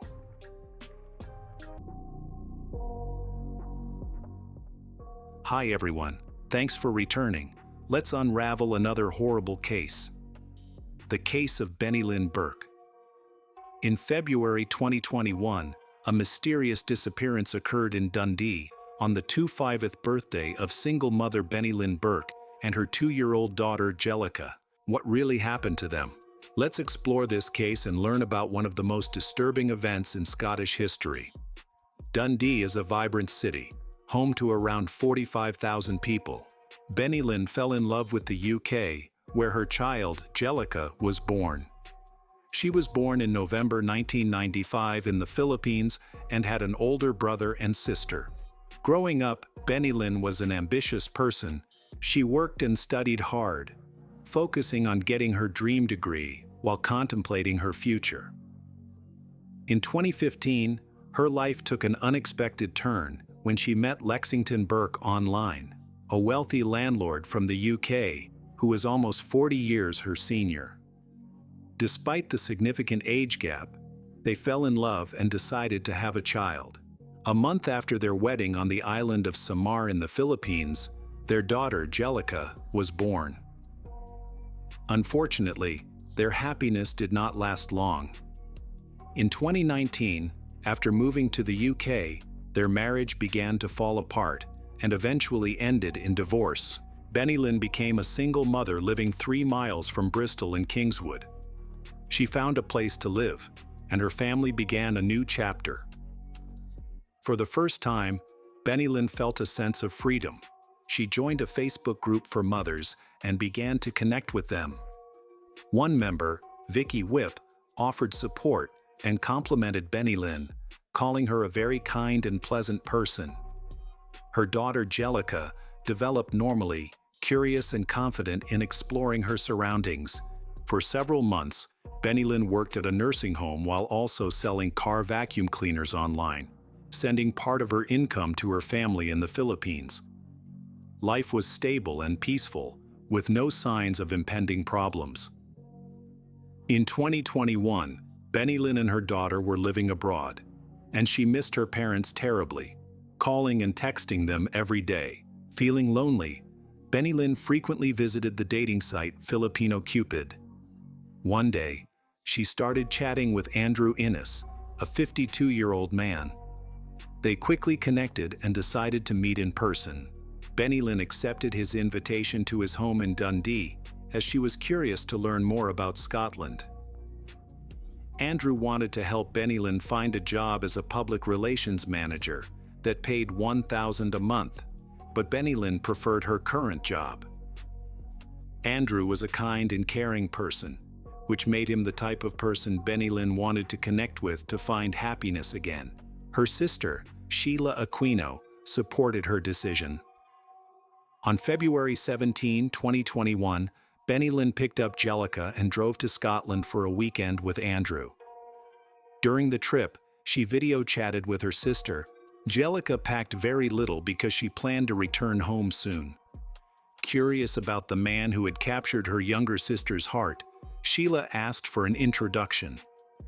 Without hesitation, Benny-Lynn introduced them, and Sheila observed Andrew's tall figure and bald head with interest. On February 18, Benny-Lynn spent the day exploring the city of Dundee. She visited impressive museums, enjoyed local parks, and toured popular tourist attractions. While sightseeing, she called her sister Sheila to share these experiences. Benny-Lynn showed Sheila Andrew's house, and they admired the white structure. Little did they know this would be their last conversation. The next morning, Sheila texted Benny-Lynn but received no reply. 2 days later, she still hadn't heard back. Finally, on February 21, Andrew contacted Sheila and informed her that Benny-Lynn and her daughter had gone to Glasgow with a man she had met online. This news did little to ease Sheila's anxiety. She was doing her best to understand the situation. Was Benny-Lynn really safe? Why hadn't Benny-Lynn contacted her? Andrew reassured Sheila that Benny-Lynn would get in touch later, but it was unusual for Benny-Lynn to remain silent for so long. This worried Sheila. All she wanted to know was whether Benny-Lynn was alive. Andrew insisted that Benny-Lynn was fine and claimed she had met a good man. Sheila felt confused after her conversation with Andrew. It seemed he wanted to hastily end the discussion. He mentioned wanting to terminate his relationship with Benny-Lynn and asserted that he would delete all records of their contact, claiming it was essential for their safety. On March 1, Benny-Lynn was scheduled to take her daughter Jellica to a routine pediatrician's appointment, but the appointment never took place. Concern turned to panic when they learned that Benny-Lynn and Jellica had last been seen on February 18. The family urgently reported their disappearance to the police, who were extremely worried. Benny-Lynn's brother even dreamed of blurry images of his sister and her daughter, heightening the family's fears. Meanwhile, the police received information that Benny-Lynn had been in Dundee the previous week. After conducting an investigation, they identified a man named Andrew Innes. When the police knocked on Andrew's door and asked about the whereabouts of Benny-Lynn and her daughter Jellica, Andrew replied that they were in Glasgow. What surprised the police was his refusal to let them in, citing that his daughter had just finished bathing. The officers caught a glimpse of the neatly dressed girl inside and insisted on entering the house. What they discovered was chaos. The kitchen was a mess, with pots and pans strewn across the stairs. The officers inquired again about Benny Lynn's whereabouts, and in a shocking revelation, Andrew admitted that he had killed her and hidden her under the floorboards. Let's take a closer look at Andrew's life. He was born in June 1970 and initially attended Alva Academy. He later moved to the University of Aberdeen and pursued a career in the video game industry. Andrew married a Japanese woman, and they had children together. The family eventually moved to Japan, but their marriage ended in 2019. After the divorce, Andrew was deported back to the UK, which profoundly affected him. He stopped meeting women in person and instead created several profiles on dating sites to search for potential partners. Police discovered his profiles on only 4 dating sites, including Filipino Cupid. It was on this site that he began communicating with Benny Lynn and quickly became the prime suspect in the murders of her and her daughter. Andrew's dark secrets were uncovered when police examined his laptop and found a well-organized spreadsheet of documents and data that he had collected from dating sites. The spreadsheet provided insight into his thought processes and included details about the women he interacted with online. Each entry was rated based on criteria such as age, height, weight, and whether they had children. He was particularly fond of women in their 20s and 30s with young children. Andrew told police that his argument with Benny Lynn turned violent, leading to her death. He initially denied any involvement in her death, but later confessed. Police quickly arrested Andrew. On March 5, 2021, he was taken to the police station, where he claimed that he had buried Benny Lynn and her daughter in the kitchen under a thick layer of concrete. Andrew's house was then searched. Under the kitchen floor, they found a large black garbage bag, just the right size to conceal an adult body. Nearby, there was a smaller bag. The findings shocked everyone in the house. Andrew had not only killed Benny Lynn and her child, but also hidden their bodies beneath his kitchen floor. The events that unfolded shocked the community, leaving many confused and asking the same questions. Forensic experts stated that Benny Lynn's DNA was found on a sledgehammer left at the scene, confirming it as the murder weapon. An autopsy revealed that Benny Lynn suffered chest injuries and severe head injuries. Jellica's autopsy determined that she had been suffocated and had significant pressure marks on her neck and around her mouth. Sheila had received a missed call from her sister's ex-husband, Lexington Burke, who informed her of the deaths of Benny Lynn and her daughter. Sheila was shocked to hear this information. When she regained her composure, she broke the heartbreaking news to her parents, who lived far away and were unaware of the situation.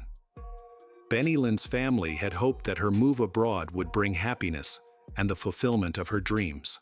Unfortunately, for Benny Lynn and her daughter, their experience in a foreign country turned into a terrible nightmare. Her father wondered why his kind-hearted daughter had met such a tragic fate. In the weeks following the death of her loved ones, Sheila struggled to come to terms with the loss. She often had trouble sleeping and even reached out to Benny Lynn via text message, hoping to get a response. She expressed that joy had left their family after the deaths of Benny Lynn and Jellica, and insisted that Andrew be held accountable for his actions. Soon after the tragedy, Benny Lynn's family faced another hardship. On June 7, 2021, a fire destroyed their home in the Philippines, leaving them homeless. This tragedy occurred just days before Benny Lynn and Jellica's ashes were to be returned to them. The family has struggled to cope with their loss, and Father Benny Lynn mentioned that they are currently relying on the kindness of local residents. When police reviewed the initial online conversations between Andrew and Benny Lynn, they discovered that he had asked her for private photos, but she had refused. Despite this, their relationship continued, and they made plans to meet. When police examined Andrew's search history, they found that 3 days before meeting Benny Lynn, he had searched for information about the use and storage of weapons. Andrew then invited Benny Lynn to his home. During questioning, Andrew recounted the events that occurred between February 20 and March 5th. He mentioned that he had purchased a hammer when he stopped to get gas. On that fateful morning, when he returned home, Andrew found Benny Lynn in the kitchen where she was preparing dinner. He explained that Benny Lynn resembled his ex-wife, who was now living in Japan. This resemblance triggered memories of how his wife had treated him unfairly, causing his anger to rise. In a fit of uncontrollable rage, Andrew resorted to violence.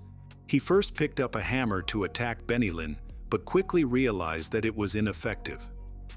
Remembering a samurai sword he had always admired, he decided to use it instead.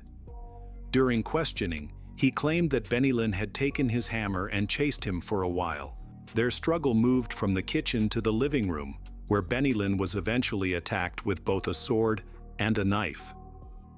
During questioning, Andrew explained that after several days without Benny Lynn, Jellica began crying for her mother. He was unable to calm the crying child and did not want to care for her, which led him to kill her and hide her body alongside Benny Lynn's.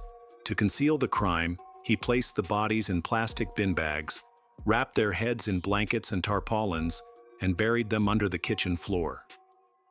On February 2, 2023, 2 years after the murder, Andrew Innes was remanded in custody as the trial began at a high court in Edinburgh.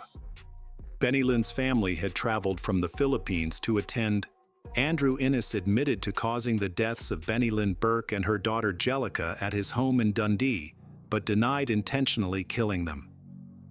The chief inspector described Andrew as cold and callous, stressing that he showed no remorse for his actions. After being questioned by the inspector, Andrew appeared very distressed and began to cry. He claimed that a fight had broken out that day and that he had acted in self-defense, leading to Benny Lynn's death. He insisted that he had not started the fight and that during the struggle, Benny Lynn had picked up a sushi knife and attacked him. He claimed that if he had planned the act in advance, he would have done it more tactfully and discreetly. On the third day of the trial, Andrew took the stand but gave inconsistent testimony. During cross-examination by the defense attorney, he was asked why he killed Benny Lynn. He claimed that he was insane due to steroid use. As the trial progressed, more shocking details came to light. The courtroom eagerly awaited the forensic expert's testimony, hoping for new revelations. It was revealed that DNA belonging to Benny Lynn was found on Andrew's clothing, and a condom containing DNA from both Andrew and Benny Lynn was found in the trash. A girl then testified about her daily experiences in Andrew's home, describing the use of handcuffs. She alleged that Andrew even paid her after committing his despicable act. Unfortunately, her identity and how she arrived at Andrew's home remain unclear. On February 6, 2023, the judge sought evidence from the defense regarding the psychosis Andrew claimed to have, but found none. The jury quickly returned a verdict. Andrew Innes was convicted of double murder. He was sentenced to life in prison, with the possibility of parole after 36 years. Although justice had been served, the horrific nature of the crime would haunt people's memories for a long time.